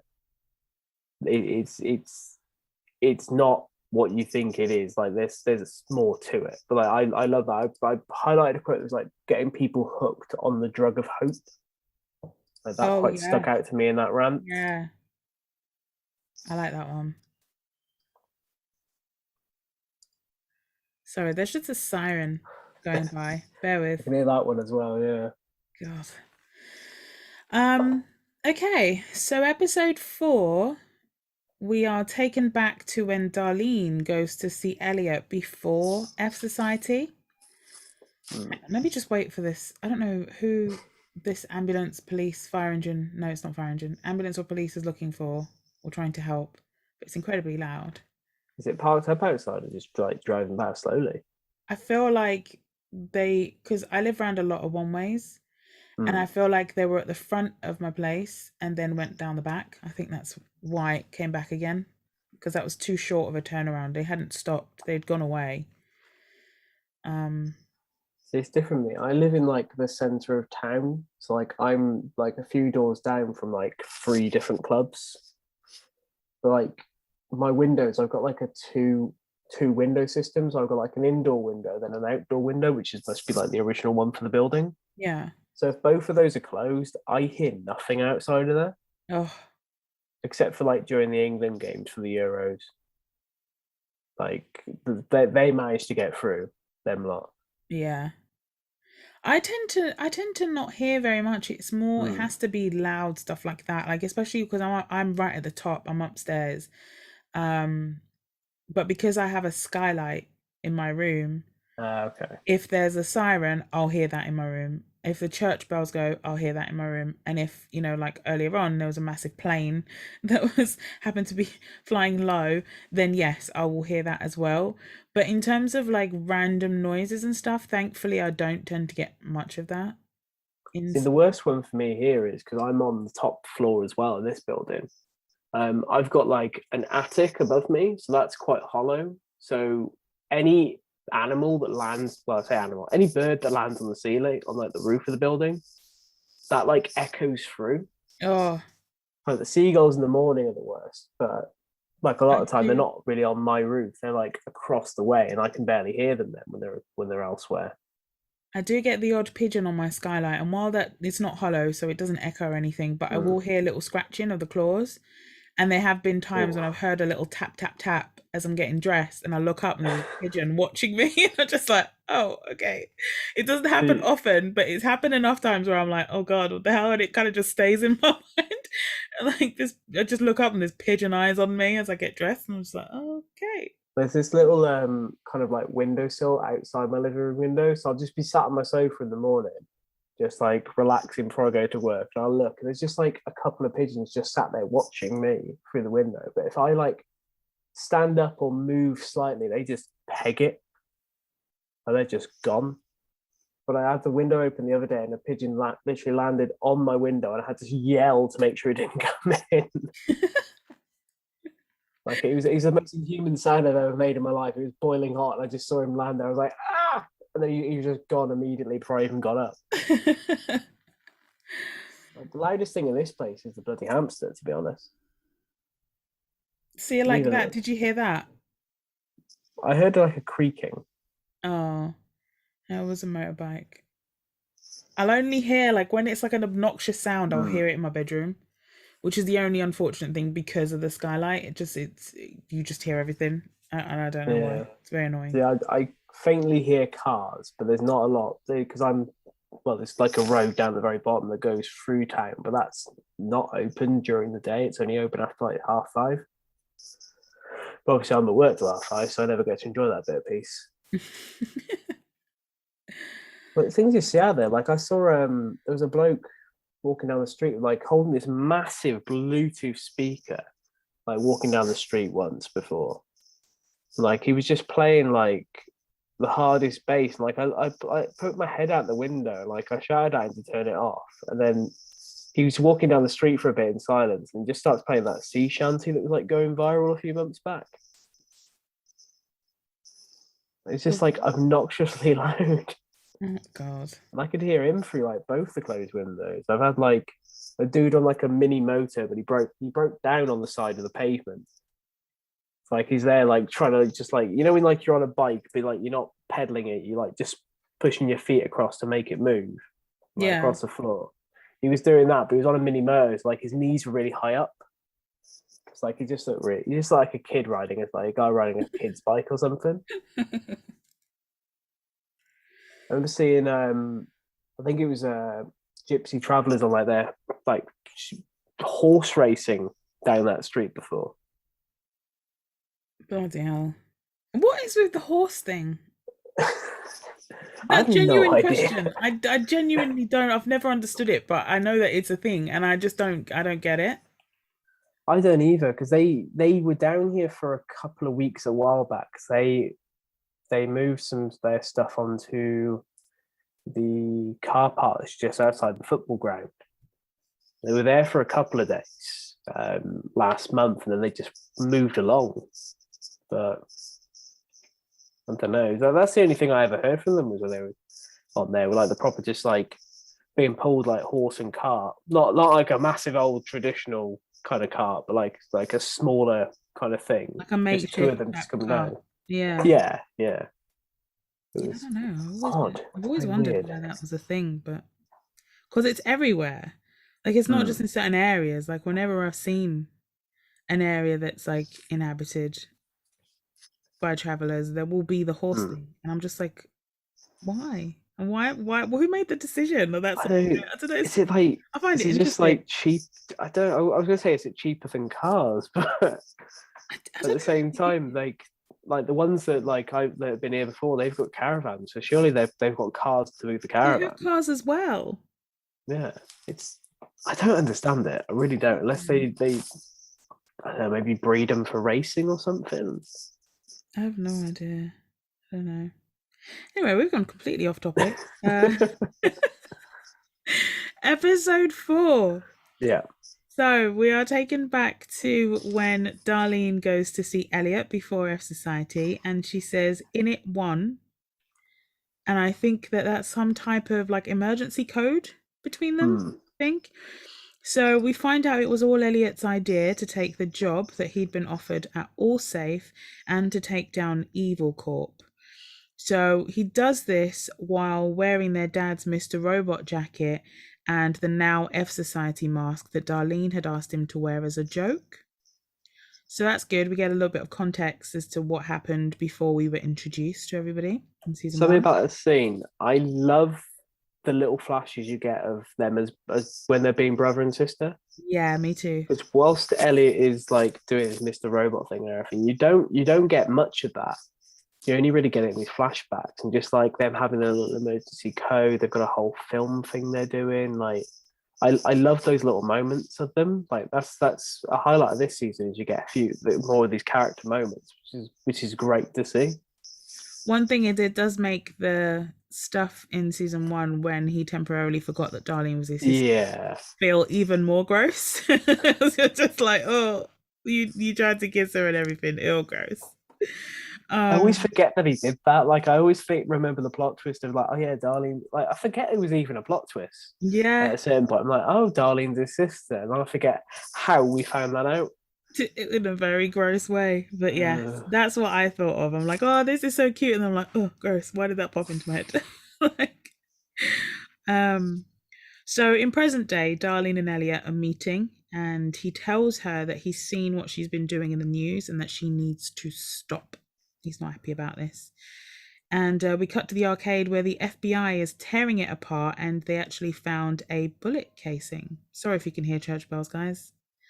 It's 10 I o'clock. can't hear that. It's good. You I don't hear can't that? hear it. Okay, good. I'm gonna have them going off myself in a second. I never hear them from here anyway. They should be fine. Okay, good. Yeah, so they found a bullet casing. So something's clearly gone down in the arcade. Might involve Tyrell, might not. This is all very upsetting to me. And just as if they knew that I'd be annoyed with the whole Tyrell thing, we cut to Joanna, who is in a car park. He's in a car with a guy called she's in a car. Oh my god, words. She is in a car with a guy called Kareem, who's all worked up about being questioned. Not actually sure what he did for Tyrell, but she pays him because her bodyguard is with her. So pay him and then he leaves. Real quick on him, I think he's the parking attendant that wakes up Elliot when he's in Tyrell's car. Oh, well, that means then Joanna knows what happened that night. Then, with that logic, I think she's like playing her own game at the moment. Like, I don't know what's going on with I don't her. know what's happening with her.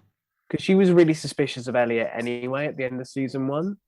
I thought she was acting in a very suspicious way. Why was she talking? I still don't know why she was talking to him in Danish. I think it's part of I fully do not remember what happens to Tyrell in this season. Like, it's fully gone out of my head. I need to know soon. I hope they explain it soon, because 6 episodes in, I was really miffed last night when I finished 6, and still nothing on Tyrell. But where was I? Oh yeah, so then they pay Kareem, her and her driver / bodyguard, and he leaves. Then Joanna's driver reveals that funds are actually running low, as Evil Corp, or E-Corp, hasn't paid Tyrell's severance package.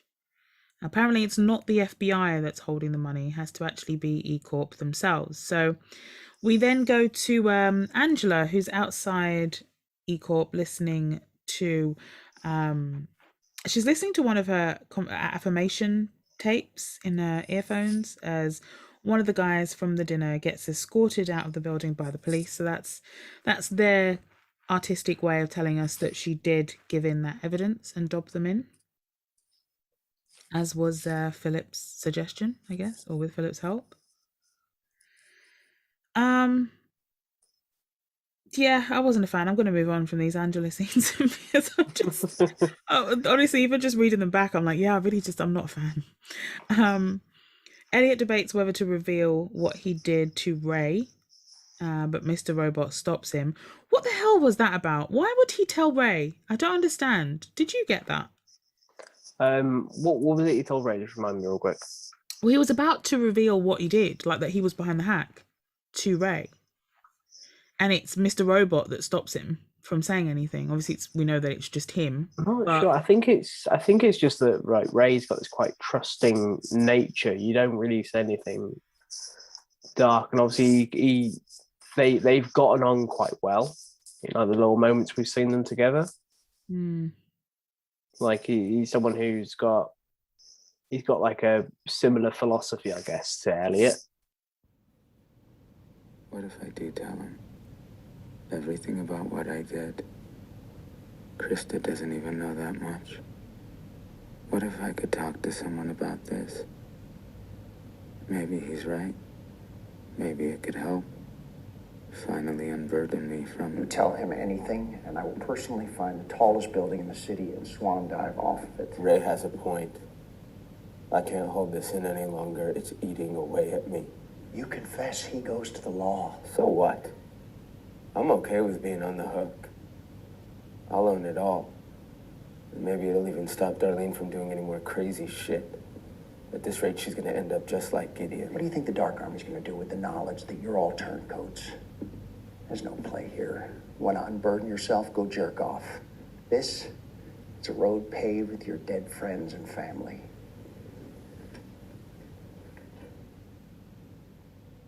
You need that game a lot more than I thought. I guess. Or just like kind of a philosophy that Elliot aspires to.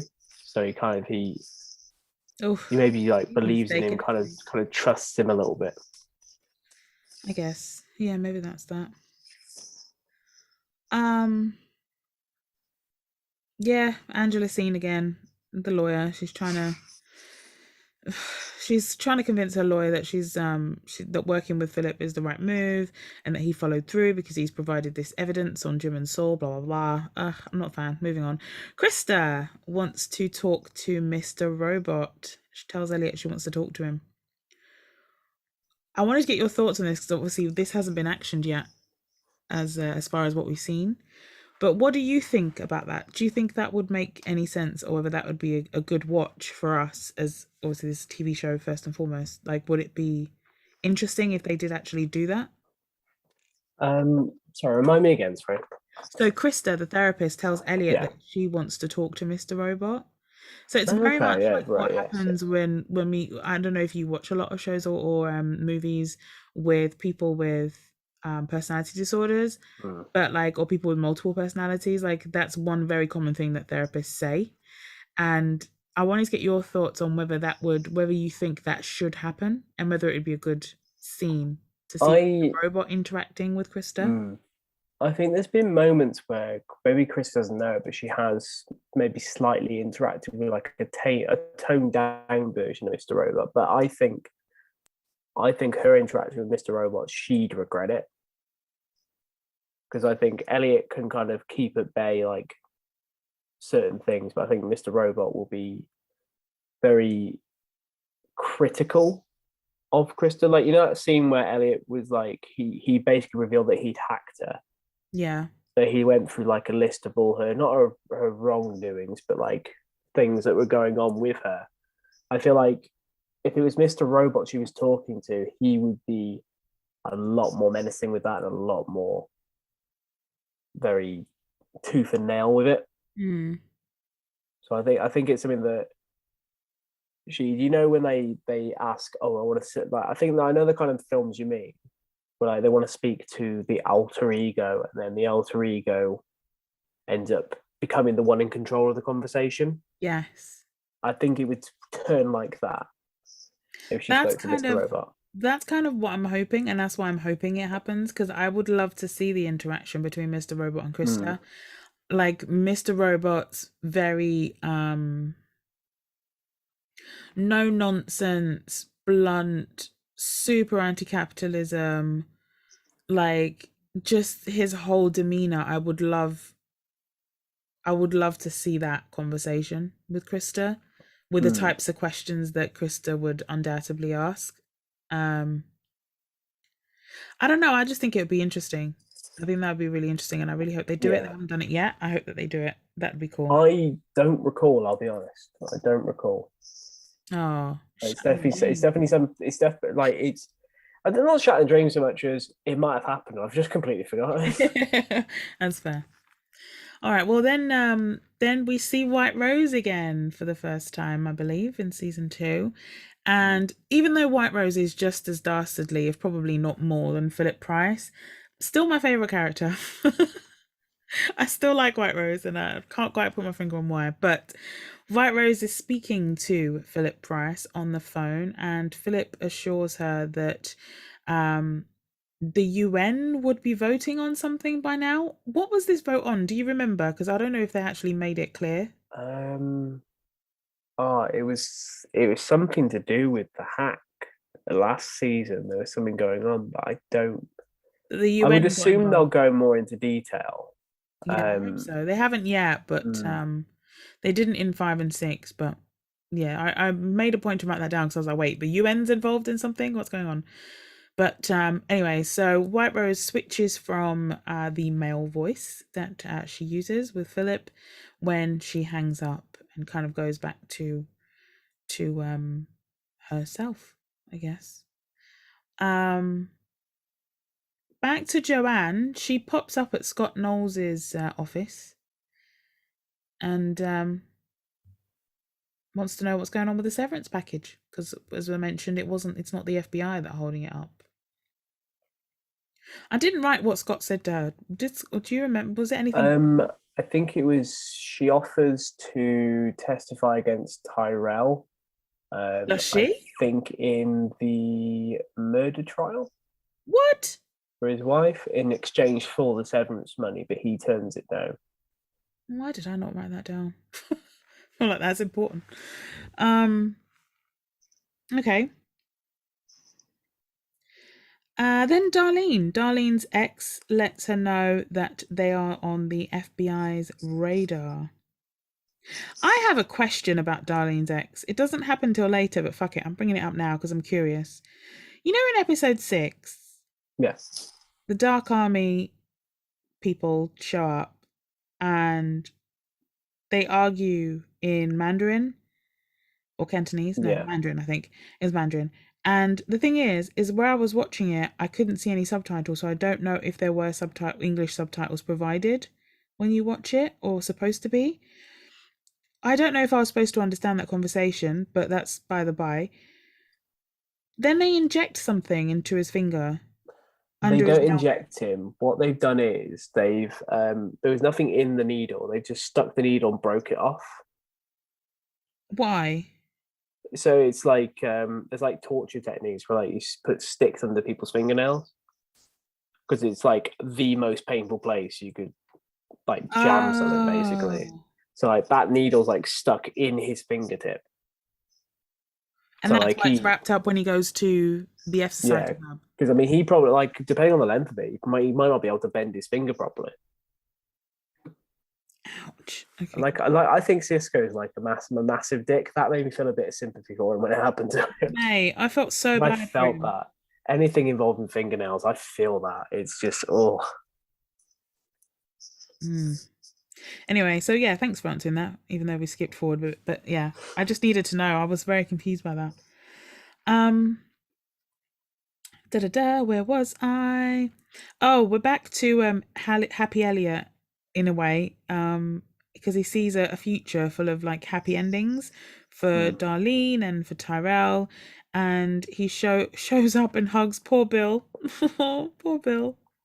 If you remember, guys, if you listen to was it the first part? Yeah, if you listen to the first part of season 1 where we recapped it on here, he was very awful to Bill, poor Bill, and he basically crushed his soul a little bit. So I thought it was really cute that they brought him back, like just for that little scene. And Elliot gives What do you think hug. Bill is doing these days? Oh God, probably still crying. Poor lad. Yeah, so basically this whole sequence was just like a future with friends and family for Elliot and everyone being happy, which I thought was actually pretty cool, even though his face did look still a bit weird, but not as bad as the Adderall scenes, so I'll take it.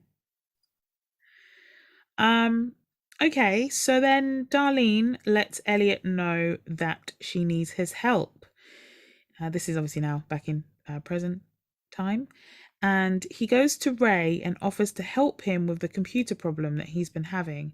Ray tells Elliot that many prophets heard voices and that he could have divinity if he lets it. Ray's nefarious-looking associate, Lone Star, comes in the room, and Ray says if Elliot gets in trouble or needs help, Lone Star will be there and can reach Ray. Obviously, Ray's business involves some kind of criminal activity. Elliot uses Ray's system to get info from Darlene and finds out that the FBI found the arcade and that Leslie Romero is dead. Elliot pulls up an article that reads the FBI switched from BlackBerry to Android and tells Mr. Robot that he's going to hack the FBI, and that's how episode 4 ends. What do you think? Is Ray right? Should I listen to the voice? Does it make me special? Like Moses? I don't have many options. My sister's in trouble. Someone's closing in on us, and at least for her sake, I have to find out what they know. Maybe this is how I fight for that future I want.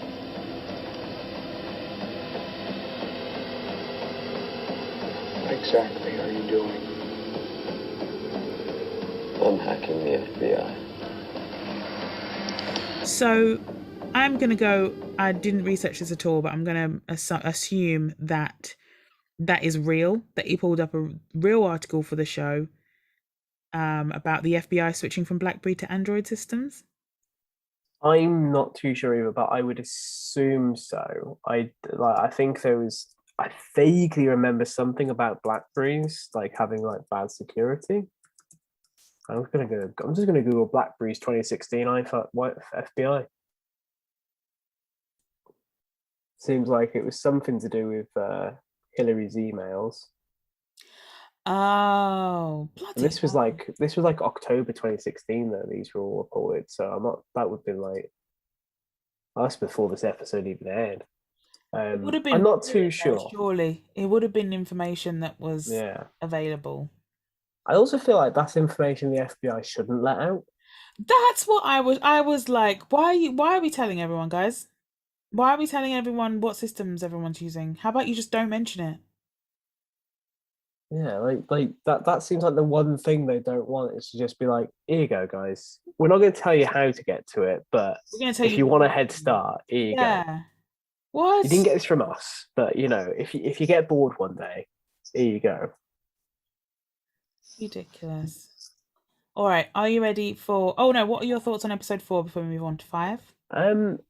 Quite enjoyed episode 4 as well. Like it's mainly because I like when, even though I know like, well, I don't really know what's happened with Tyrell or anything like that, but I love a good police investigation where they're finding clues. Like I love that aspect of like anything involving like police investigations on TV shows. So like Dom like kind of finding out the mystery and sort of like going through her side of things. Like I just anything involving Dom I just love. And then obviously we're building up like the mystery of Ray a little bit. We got the like everything involving Romero and all that. Like it's building up and building up. Like the plot is starting to come in a bit more. Yes. Yeah, I agree. And that's the reason why episode 5, which we'll discuss now, is actually my favorite so far, because that's very much about investigations and building plots and all that. And I love that. I'm huge fan of any type of police investigation type situation.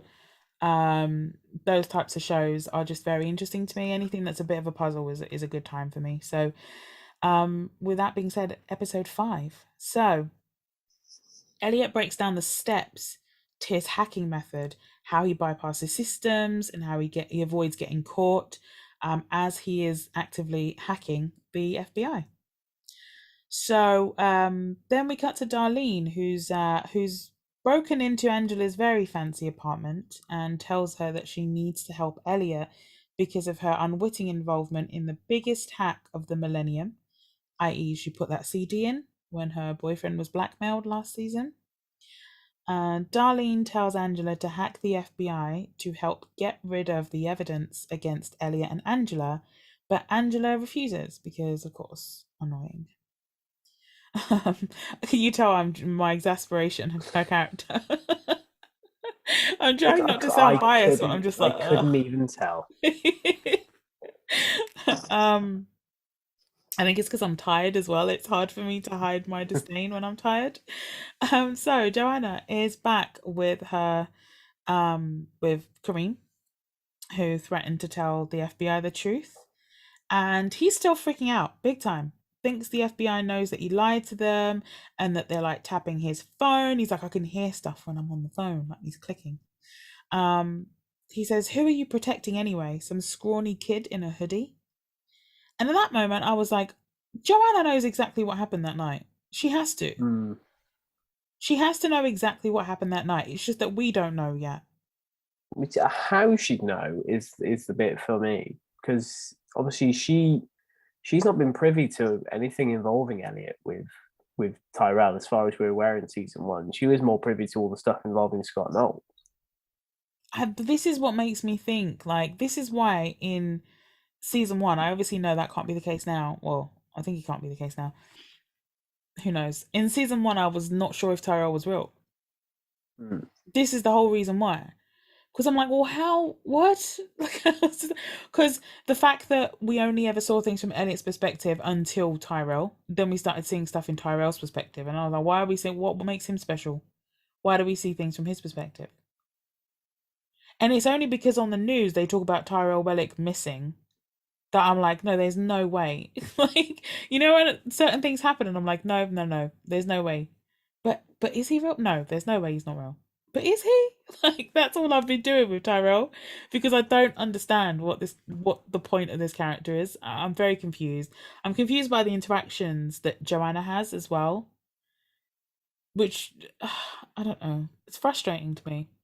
Yeah, it's Joanna's ones she's playing like some other kind of game completely. That I don't know what her goal is at the moment. It's like she's trying to protect Tyrell, but you don't really know what's happened to Tyrell. I don't think she knows either. So I think she's maybe she's just trying to stop him from being like implicated in the Scott Knowles. There's like with her Scott Knowles' wife dying. Possibly. Like I'm a bit lost on what Joanna's plot thread is at the moment. Like she's because they don't sit down and explain it to you either. Like No. she's just kind of doing her own thing.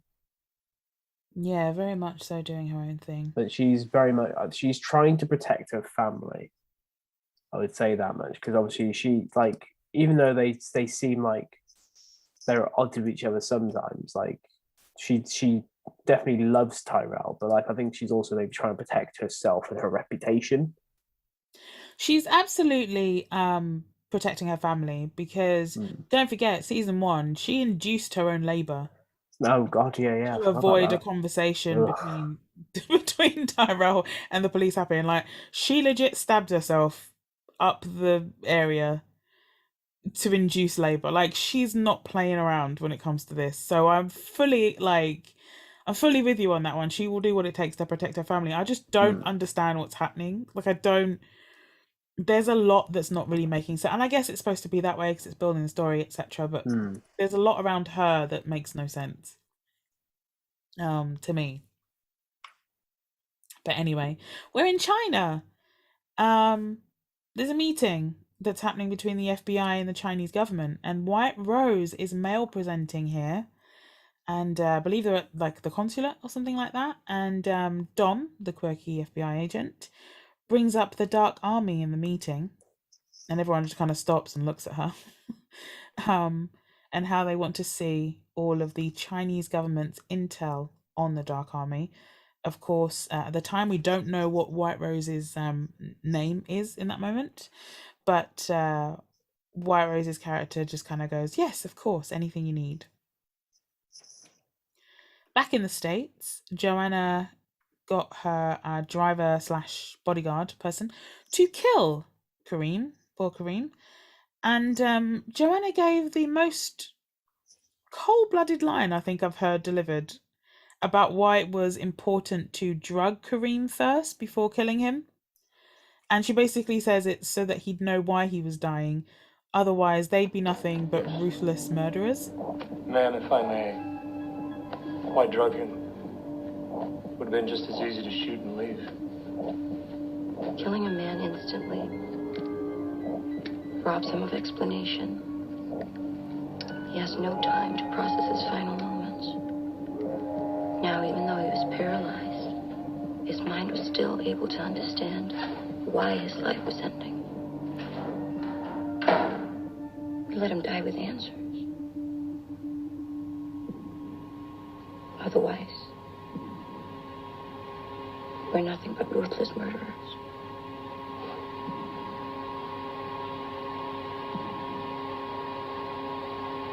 Thank you. And then she starts singing to her baby. That scene was so cold-blooded. I was fascinated. there's like a trait with 'cause I mean she's Danish, isn't she? Yes. I think there's a trait because it's clear Tyrell's definitely lived in America a lot longer than she has because she still speaks the language a lot more. I know it's like it seems to be a stereotype with Danish people in like some TV shows where they don't get nuance. Oh, is that a thing? I think so because there's another show I'm watching at the moment that has a Danish character that does not understand nuance at all. Like that's the whole like kind of gimmick of his character is he's literally just not blunt as in a rude way, but blunt as in a that could like stuff that translates well here, like tone and sarcasm doesn't translate there. So like nuance of being like you just killed a man and now you're singing to your baby. Like she probably isn't being sinister in any way, but no, you never bloody know with her. To be fair, No, I don't like know. it could just be that maybe she is being sinister. Actually, to be honest, it seems like she would be sinister at that moment. I think she was being very sinister. Like just that whole speech, man. The way she delivered it was just eerie. Like it was just this eerie calm and so calm that she could then just start singing a lullaby to her baby. Like she's a great character. I'll give you that. Like they're great. They're great at the way they've written her because shit, she is disturbing as a character. She's just something else, honestly. Just from the moment you're introduced to her, it's like, okay, what? Yeah, very interesting to say the least. Back in China, while looking for the bathroom, Dom stumbles across a room full of clocks. So we find out that when he is male presenting, White Rose goes by Mr. Jung. So Mr. Jung finds her in this room full of clocks, and she asks him about them, and he kind of gives this speech about time being important, all this kind of stuff. I'm not going to do it justice. Just watch it. I'm sure he's probably been clipped on YouTube or something. He gives this speech about basically how it motivates him, etc. So he asked her after that how she became an FBI agent, and she said that she's equally disgusted by the horrors of the world, but fascinated by them as well. So he prods a bit further when they go into a different room, and she reveals she ran away from a proposal at law school and kind of looked at her life 7 years later, and she's a mid-level field agent. They kind of have this weird kind of bonding moment. And at that moment, we also find out that Mr. Jung is China's Minister of State Security. That's not terrifying at all. He then shows her his closet full of gowns and says they belong to his sister. And even though I'm going out of order here, later on in the episode, Dom is talking to a colleague at the hotel where the FBI are staying, and mentions that she knows that Mr. Jung doesn't have a sister. So I thought that was pretty cool because she doesn't give that away at all in that scene. In the scene with him, it kind of seems like he's fooling her, but they're also bonding, this kind of thing. And she makes a point they make a point to write that in later, which I thought was cool. It's like sowing the seeds of like something for later on for definitely. Yes. It's an interesting thing to bring out because she's like piecing a puzzle together, and now that's like something that might seem kind of small, but like in time you kind of realize it's part of like a much bigger picture. It's unrelated to what she's investigating right now. Like just absolutely, it's very much giving the pulling of a thread. She's that type of investigator, which is my favorite type of investigator. I used to literally grow up rewatching Columbo episodes because he's that type of investigator. It's the pulling at a thread, being like, that doesn't really make sense, and just being super quirky and pulling and pulling and pulling. Next thing you know, the whole thing is like revealed. And I feel like that's what this character is designed to do, which I love. Big fan. Back in the States, Elliot and Angela meet, and there's a beautiful bit of vulnerability from Elliot. He even says that his dead father is standing behind her at one point, and she says that she'd like to be his friend and someone that he can talk to. I thought that was a very cute moment. It was very reminiscent of when we were first introduced to Angela when they were having that conversation in the All Safe, and that's the Angela I like. So, I thought that was pretty nice. I thought that was written really nicely as well. It's very simple but really well executed. So, Elliot's hacking for Ray. Remember all the nice things that Nathan has said about Ray, listeners, and how seemingly trustworthy and all sorts that he is. There was a bit of instruction that he had given. I don't think I'd mentioned this earlier, but there was an instruction that he had given Elliot when Elliot agreed to help him with his site, that he just would never look into it. He'd never look at the site. So just remember that. Elliot is being helped by a man that's clearly in duress with a bloody face to do something with the site. Hacking stuff. You know me, I don't do that terminology well. Anyway, they're communicating instead of hacking on the computer while Lone Star, Ray's nefarious bodyguard type person, is sitting nearby. So this man, he shows Elliot the site that he's helping Ray with, and of course Elliot looks because he can't fucking help himself, and it's a horrific black market site where literally everything is sold. Guns, drugs, children, everything. Horrible place. Elliot then goes into a bit of a tailspin about what type of person Ray is, while Mr. Robot tries to get him to forget it and move on. Elliot makes a point of saying that he can't get past Ray's black market of evil. What did you think of that? Was that a surprise to you? I Ray's think it was a character? well executed twist in that, like, you don't expect it at all. Like, there's been no kind of hints at all that anything's well. You kind of get a hint with the people that he associates with, because he has that really kind of tough looking dude that's hanging out with him. It's like, Ray seems like a perfectly nice guy. Why has he even got a bodyguard in the first place?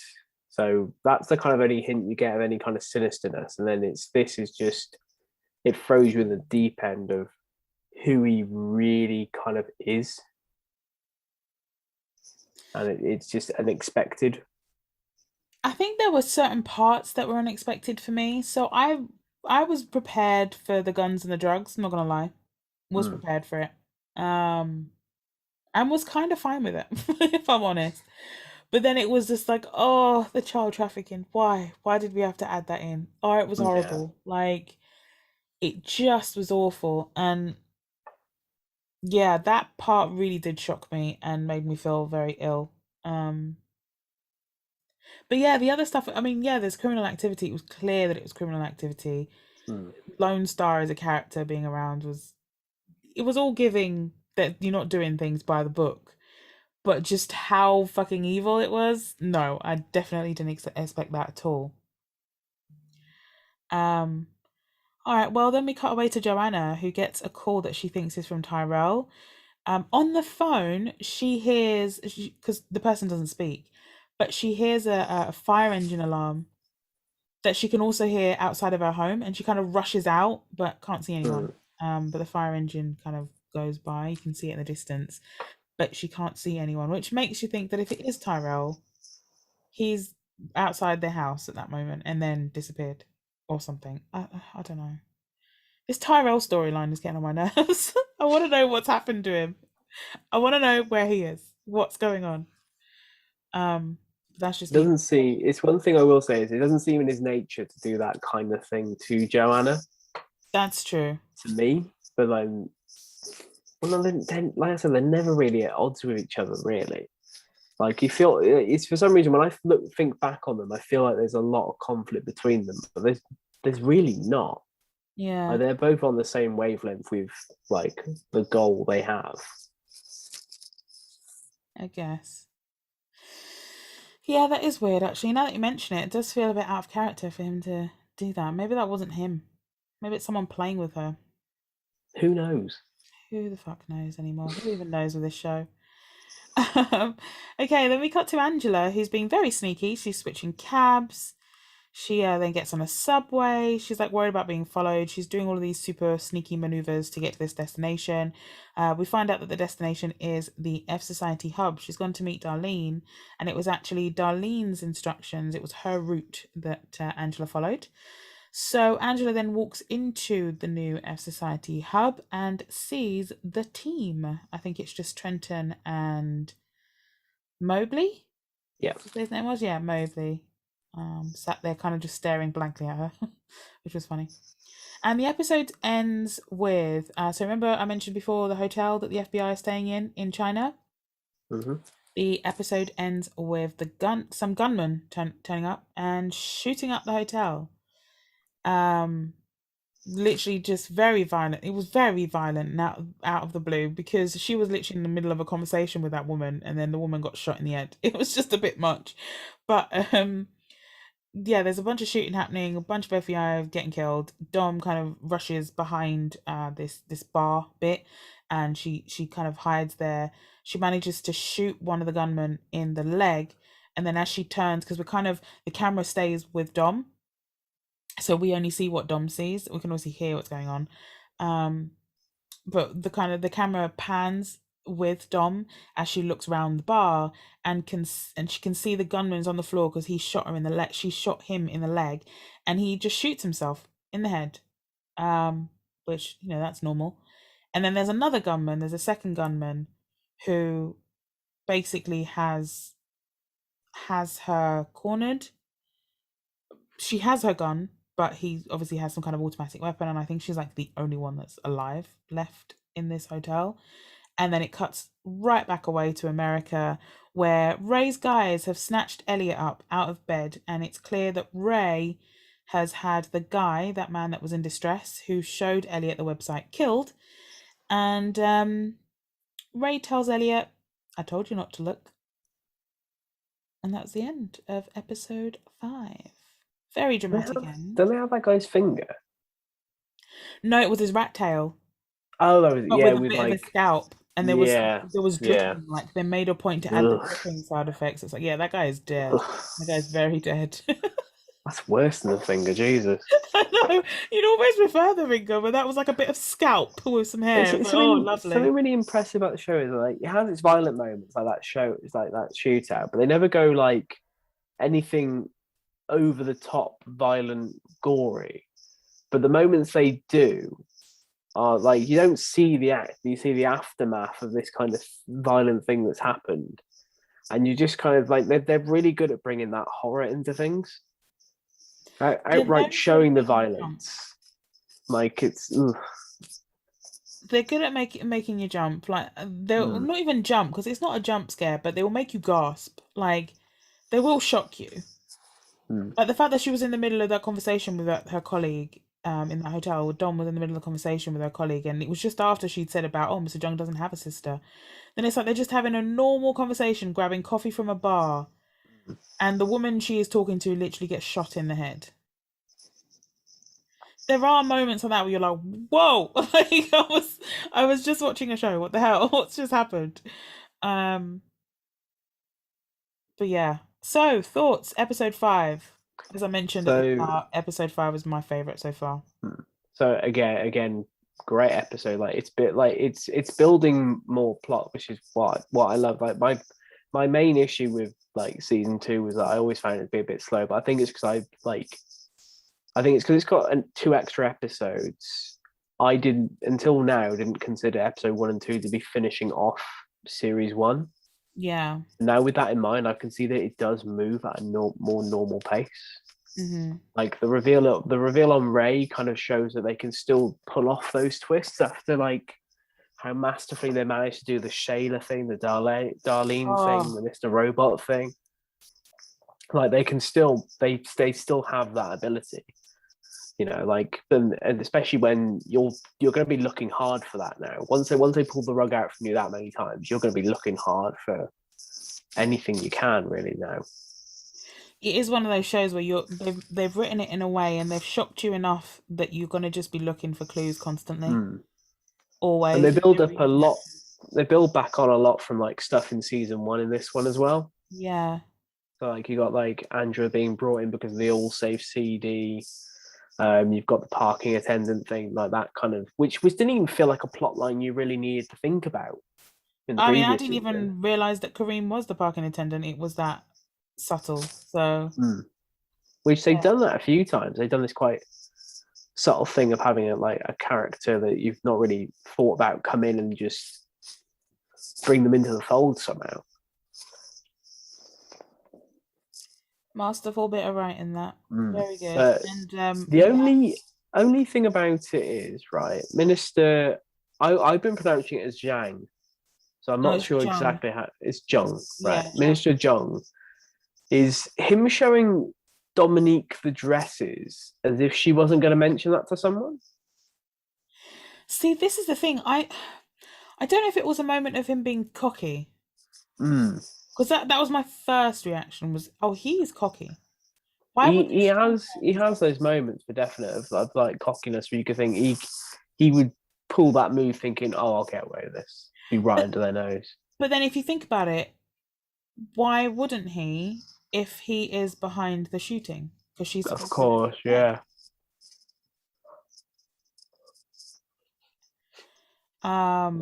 Although, based on her conversation in episode 6, maybe she's not supposed to be dead. More on that now. Episode 6. Good segue. Good segue. Thanks so much. I didn't even mean to do that. I was like, could you tell I was so proud of myself? Episode 6. Elliot wakes up in a TV show. So he's in TV show format, complete with laugh track. And he's in a car or in a convertible with his mum, dad, and Darlene. It's as I said, it's a sitcom style TV show with a laugh track, and I made a point to write this in my notes. Rami Malek does that confused face so bloody well. It is honestly probably my favorite thing about this show is the moments when he wakes up in some weird fucking thing and he's just so confused. I love that look on his face. It's great. I'll tell you one thing, I'll be clear on this, right? I hated this entire opening bit. Like, I don't know why, but like I always hate when they do a dark sitcom thing. Because obviously you've got like the weird moments where like their mum literally punches Darlene out. Twice, yeah. Yeah, and it's played off for like, obviously it's not played off for laughs in the show, but in like the sitcom thing, it's played for laughs. Yeah.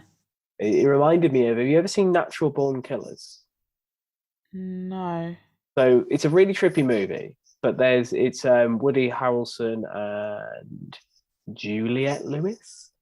And they're basically a couple who are just murderers. That's basically their whole thing. Wait, I think I have. Familiar. It's like 3 different genre films at one point. It's weird. And then like the middle act is when they meet and it's framed as a sitcom. Like you got a laugh track and everything, but like it's actually really, really grim. Oh, I think I have seen that. I'm just googling. Yeah, like with the dad, with like the dad and everything, and like they kill the dad in that, and like it's the whole thing is played for laugh. It reminded me of that a bit. I don't know if that was intentional because obviously season 1 was very Fight Club-ish. Yes, like some obvious like references and kind of homages to that and influence. I don't know if that was an influence to this or not. It really made me think of that, but for some reason, I'm looking at an image now. Yeah, the car was similar. Maybe it was then. Maybe I've just spotted something that I wasn't meant to. Yeah, I think you have.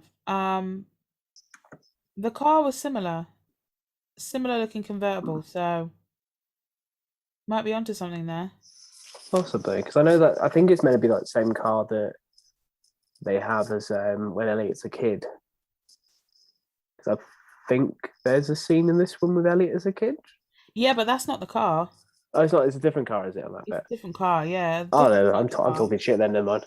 No, it doesn't look like the car because the car that you mean the car when he's in with the dad, when his dad talks about the shop and everything. Yeah, at the end. No, that would look like a different car to me.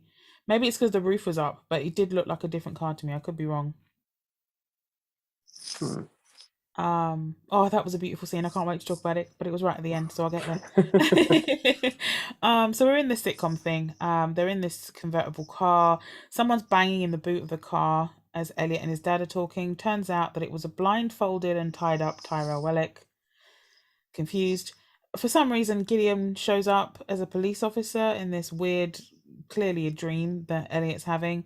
Oh, and then it kind of becomes obvious to me in that moment that this is happening either while he's getting up or getting beat up, sorry, or some point after while he's recuperating. Anyway, so Gideon as this police officer gets run over and killed immediately. Okay. Again, for the laugh track. Elliot's mum, like you mentioned, punches Darlene out twice. Also burns a cigarette in her forearm as well. I made a point of writing that down. I didn't understand why any of this happened. It was all very weird.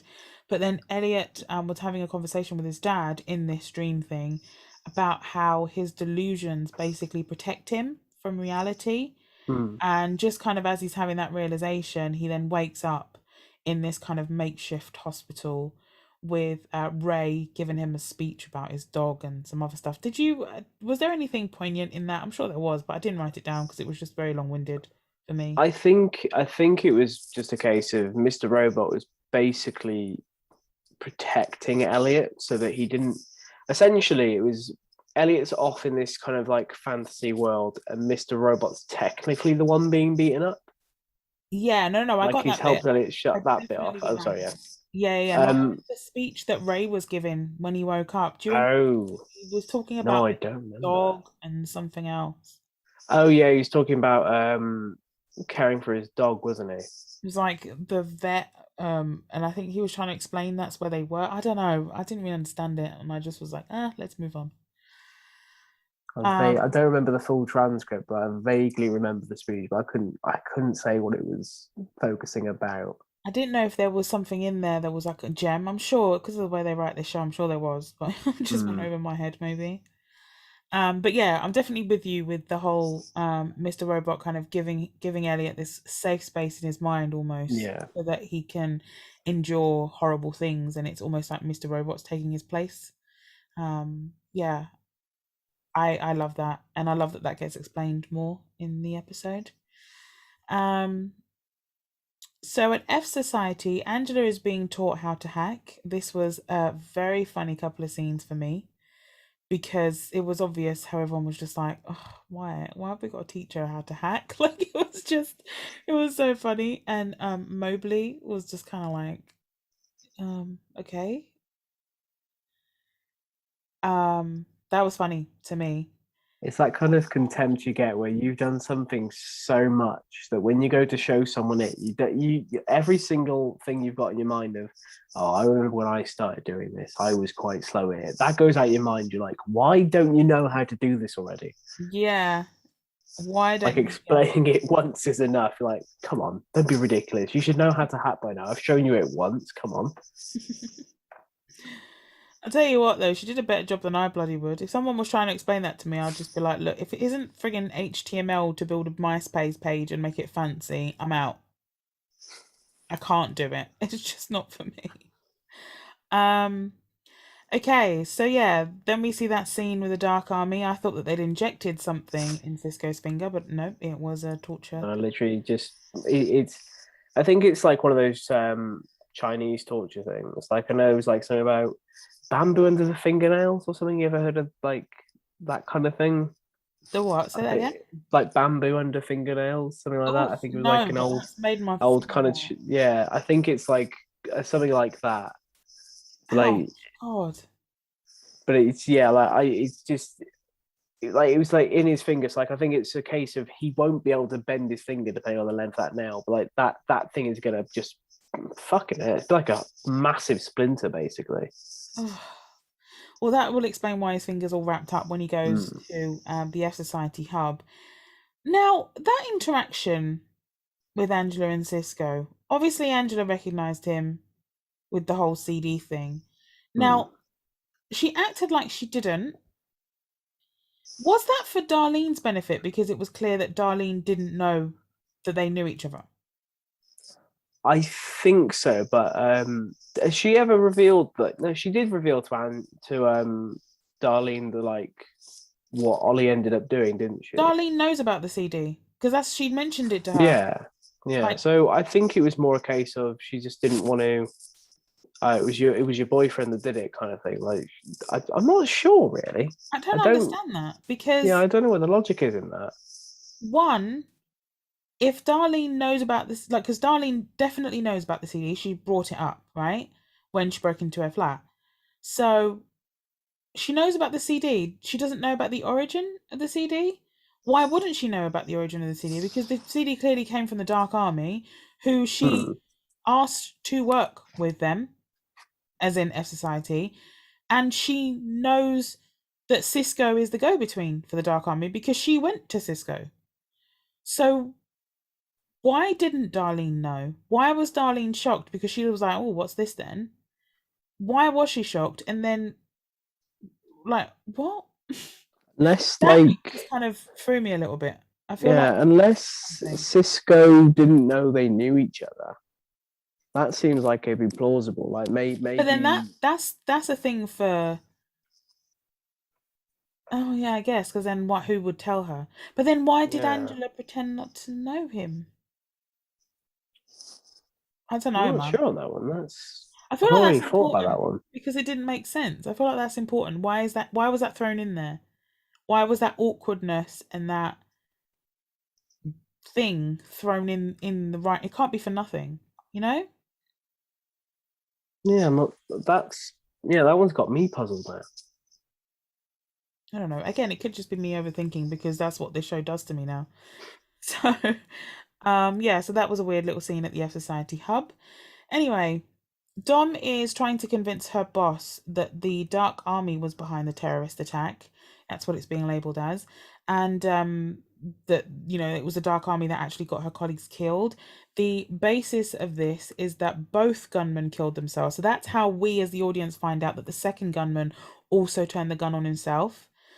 And she's just like, to her boss guy, she's like, look, he had me completely cornered. Why didn't he kill me? And that's when I was like, maybe my little theory was wrong. Maybe when I was just saying to you then that Mr. Jung showing her the dresses, maybe he felt comfortable to do so, knowing that she would be killed. Well, if the gunman had the opportunity to kill her as well and didn't, that can only be under the Dark Army's instructions. Does that make sense? So maybe the plan wasn't to kill her, in which case then why was he so cocky about the dress thing? But then I find Mr. Jung is almost like the Chinese equivalent of Philip Price, right? Like Philip Price is the American Mr. Jung, right? They are basically equals, yeah. And I find that Philip Price also does things that don't make sense like that. Like how he was with Angela and taking her under his wing effectively. I thought that was a very weird move in season 1.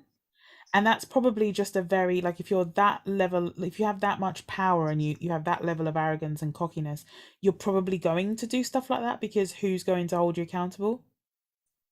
Yeah, it's to make the whole, well, he'd see it as a game. It's to make the game more interesting. Throw yourself a handicap. Yeah. That must be it.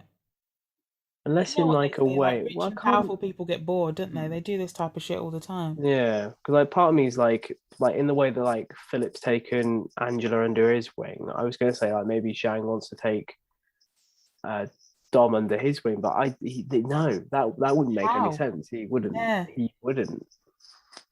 He might though. We never bloody know with these people. Honestly, who even knows? Yeah, or as an act for the FBI, possibly to kind of move the investigation towards something else. Yeah, and she does say that, to be fair, in that when she's talking to her boss and saying that, this terrorist incident wasn't really a terrorist incident, like it was purposeful to throw off the investigation. She does make a point of saying that. So yeah, maybe that's what it is.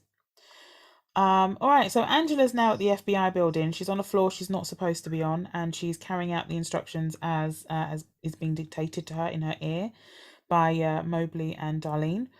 So she ends up having to flirt her way out of almost getting caught while trying to carry out this hack. She has That to made me go back. so uncomfortable. Oh, that was Like, uncomfortable. that That guy was dude is like, yeah, just like threatening to be like, well, you're not supposed to be on this floor, but you know, meet me for dinner and I might not tell my bosses. guy was Like, a total creep. Disgusting. Total creep. Yeah. So then it looks like she's made it out because she's ended up flirting with a guy who ended up saying that she'll go out for lunch with him or something and gets herself out of that. She's literally on her way out, almost made it home free, and Darlene says, nope, you have to go back in, something's gone wrong. And while she's in there, she runs into Dom, and that is not the person you want to run into if you are doing something you're not meant to be doing. Yeah, we'll find out what happens with that later, I guess. So, towards the end of episode 6, Mr. Robot shows up when Elliot is at his worst and says that he was just trying to take the punches for him. Oh, God. I actually felt myself almost cry at that moment, and I knew it was stupid, but I could feel it.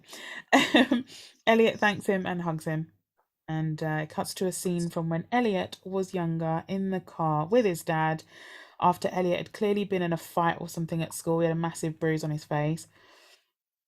Elliot's dad tells him this story about a boss that he'd had that had ended his contract over certain dates when he had to leave early, like leave his work early. He explained to Elliot that those dates were appointments with the doctors, and basically this little analogy thing that he was giving him is the way that he broke it to his son that he was sick with cancer. And that was a lot to like kind of wrap my head around, because I was like, oh, is that how you break the news? Cool. I mean, he even makes a point to say, don't tell your mom. Like, he's not even told anyone. Let's keep this between us. And it's just like, that's so much to put on a child. What were the dates? They were all appointments with a doctor. I had to leave early for some blood work. What? What do you mean?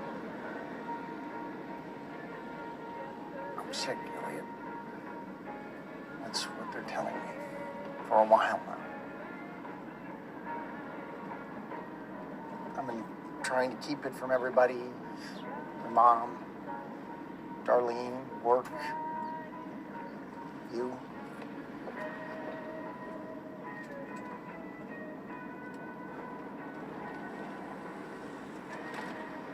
Come on, kiddo. The world isn't going to get rid of me that easily. I'm going to be okay. I'm never going to leave you. I promise. I can kind of relate to that because like my nan, like she passed away from cancer when I was 10, and me and my brother were never told because we were too young to understand it, I would have said. Yeah. And Elliot in that scene, he must be, I want to say he's about, did they ever say how old he was when Mr. Robot passed away? They don't. They mention his age when he fell out the window. Wait, did they? I don't remember now. I don't know. I actually don't remember, if I'm honest. I don't know, but he's young. He's like preteen, I think. Or just like maybe 12, 13 he looks. Yeah, it's I like these scenes where, because obviously with Mr. Robot being a figment of Elliot's imagination now, the scenes where you see him being his dad, because you see little flickers of that every now and then, like in this like this scene, for instance, in the modern day, where it's like he's been like a dad for him. Yeah. So when you see him being a dad to him in the flashbacks, it's like they're very nice scenes to see. They are. I mean, aside from that, the way that he broke to him that he was ill, that whole sequence was actually very, very sweet. And especially right at the very end when we find out that the name of Elliot's dad's shop, obviously Mr. Robot, was actually made up by Elliot. Because his dad said to him, I've just got this store, it's like a fixer-upper. and Elliot's like, oh, can I work there one day? And he's just like, yeah, of course. And then you can also name it whatever you want, first thing you think of when we arrive. And literally the car pulls up and you see young Elliot's eyes just kind of like light up as he sees the building. Oh, come on, enough of this gloom and doom. Why dwell on the past when we can take a peek into the future? The site of my new gig. That's where I'm taking you. I'm opening a store. Computers. Everybody wants to have one. We love them. Figured it made sense. You're gonna have a computer store? Can I work there? Don't see why not. In fact, I will give you your first assignment right now. I want you to come up with a name. What? Stores need a name, right? I can name it whatever I want. All right, tell you what. When we pull up, the first thing that comes into your mind,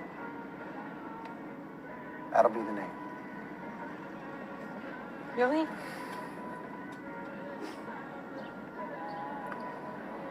No, it's coming up here on the right. Just keep those eyes on the road. And that's how the episode ends. And it was such a cute ending. I got a skosh emotional, I won't lie. But yeah, that was a really, really sweet ending. And that was the end of episode 6. So we were halfway through season 2. What are your final thoughts for this first half of the season? I quite like how this mystery is unraveling. It's unraveling a bit differently, like how season 1's mystery did, because once it did the twist, you didn't even know season 1 had a mystery, really, except for like brief moments. Like I like how the Dark Army are more involved, how Zhang is more involved now as well, like Dom investigating. Like I'm loving those scenes, and like kind of getting a nice kind of reminding of what the relationship between Elliot and Mr. Robot is. Because it's easy to forget that that's his dad. Like it's meant to be a manifestation of his dad. Like you kind of, you have these moments where you think, oh, they're the same person, and you have moments where you think, oh, they are two entirely different characters that just share the same face.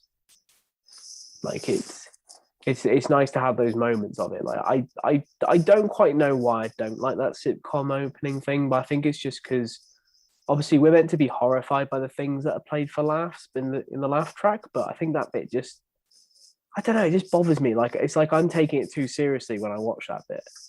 Like it's like I'm watching an actual sitcom that finds those bits funny, possibly. But I don't like the sitcom opening bit, but I liked everything else afterwards. Yeah, the sitcom bit was weird. Could have done without it, but you know, it is what it is. I loved episode 6. It was great. Obviously I mentioned before episode 5 was my favorite in terms of the story building and everything, but I loved especially the ending of episode 6. I thought it was so cute, so well done. And like you say, there's a lot of answers to mysteries that whether we knew there were mysteries or not. So I mentioned I like shows that are puzzling, challenging, keep me guessing, that type of thing. What I don't like though is sometimes you go into a season 2 of something, let's say, and there are just more questions being built one after the other, after the other, after the other. This show builds a bunch of questions, of course, and is expanding on a new plot, but it also makes sure to tie things up nicely for me that have already happened. And I like that. Like, give me answers. Yes, you can I'm frustrated with the whole Tyrell thing. I'm impatient. I get it. But tie up some other things in a nice little bow for me, and that will kind of keep me going, if that makes sense. And I think they're really good at doing that. And I really appreciate that about the show. There's no like hanging plot threads or anything, and exactly around, which is something you hate with like it kind of shows that they wrote a lot of the show ahead of time, which I quite appreciate. Like I think they had 5 seasons planned out when they got the first season. Nice. So like I always like a show that's like that. It thinks ahead, so you're not just having something where a random plot device just turns up, or like a random character that's never been mentioned before just turns up that's related to everybody else in the show, you know. Yeah, me too. I like that about shows. I love when writers do that, because One, I just love the gall, the confidence in thinking, yeah, we're gonna have 5 shows out of this. Not only is this show going to be picked up, there's going to be 5 seasons or whatever. So I love that, but I also like a well crafted plot line, and I like things being tied up nicely. I don't want things thrown in for no reason. I want everything to have some kind of meaning, and some of my favorite shows are written in that way, and I think that's probably, and I'm not going to go into a rant about it, I promise, but that's probably why I hated the final season of Game of Thrones so much. Because it was like, what was the point of it all? Like, that's literally what I just yelled at the end of it. I was just like, what's the point of all of it? They were rushing to a conclusion that Exactly. they rushed to it because they purposely set themselves a goal of doing it in 6 episodes as well. Like they could have had more. They could have gone on for another season. Like they shouldn't have gone on for another season anyway, given the quality, but they could have had as much time as they wanted to end that. And it's just I'm not going to rant about it. I'm just not. I'm not going to do it. But one standout thing from this episode, by the way, that I forgot to mention was when Tyrell gets out of the boot. I love the bit where he runs away, but he runs into the set of the TV show they're on. Who does? Say that again? Yeah, Tyrell, when he gets out of the boot in the sitcom. Oh, bit, yeah. It's the one thing I remember from it. It's where he runs. He runs into the set of the TV show. It's like it's a fake backdrop. He runs into that, doesn't he, and falls over. Oh, yes. Yes, he does. Sorry, it took me a second. Like you don't get much kind of comedy in the show, but that worked quite well because I like that kind of comedy that subverts those things. Yeah, it's pretty decent. That's the main standout thing. That's the nicest thing I'll say about the sitcom bit. Yeah, it was kind of a Skosh Truman Show a little bit. Yeah, that and the Alf reference kind of, I only vaguely know what Alf is. Yeah. So it did not have an impact on me at all. I think a lot of it was based from maybe like, it's meant to be like Elliot's kind of childhood nostalgia. It must be, because Like they literally made a point of cheering. Like the laugh track thingy there was like a cheering sound when Alpha came on, and I was just like, all right, I guess. Yeah, like I just know it's some weird alien, and that's about it. Like that's all I know about it. I couldn't tell you the show it was on. I couldn't tell you what on earth it is. I know it's an alien from a sitcom, and that's it. Yeah, I don't know. But yeah, other than that sitcom-y thing, episode 6 was good. I loved the ending, as I said. I love that we've got some answers, as I said, and that they keep pulling things from the past to make more sense of stuff. Very much looking forward to the next 6. And we are going to be discussing those in a separate episodes because, as you can see, this episode is already very long, just talking about the first half. So part 2 of season 2 of Mr. Robot will be coming up soon. Probably not next week, because I don't think I'm going to have time to actually do it. So it'll just be the next regular episode, which will be in 2 weeks. I don't know. Maybe I'll have time. Do you reckon you'd have time to watch the 6 this week and chat about them again? I think if I do like one in the evenings, I think my problem is I keep doing these all in one go. So it all kind of just blurs together at a certain point. Episodes as well. So doing them in one go is tough, man. I don't have a lot to do in the evenings after done. That's my main issue. Honestly, it's not even a judgment thing. I miss being I'm genuinely not even judging. I miss being able to do that. I used to do that with so many different series. I would watch a binge. I'd love nothing more than to save up a bunch of episodes and just binge watch. But because now I'm like continuously working from home and my schedule has just gone out of control, I work so much all day and most of the night that I barely have time to even catch up on a weekly show, just like a 1 episode. Yeah. So I do miss binge watching, but yeah, you get TV burnout though if you binge. Like I recently started American Horror Story for the first time, and I have been half watching it since season 3. I was 3 episodes into season 5, and I've fully given up. Because the problem with binge watching that is you realize how similar each season is, like in certain things. And you're just kind of like, oh, they've done this all before. I haven't got the patience for it now. I'm not even going to skip this because they're all self-contained things. Like I'm not even going to skip this and go through another season and see if I prefer that. I'm just leaving now. I can't be asked at this point. Can't even be asked.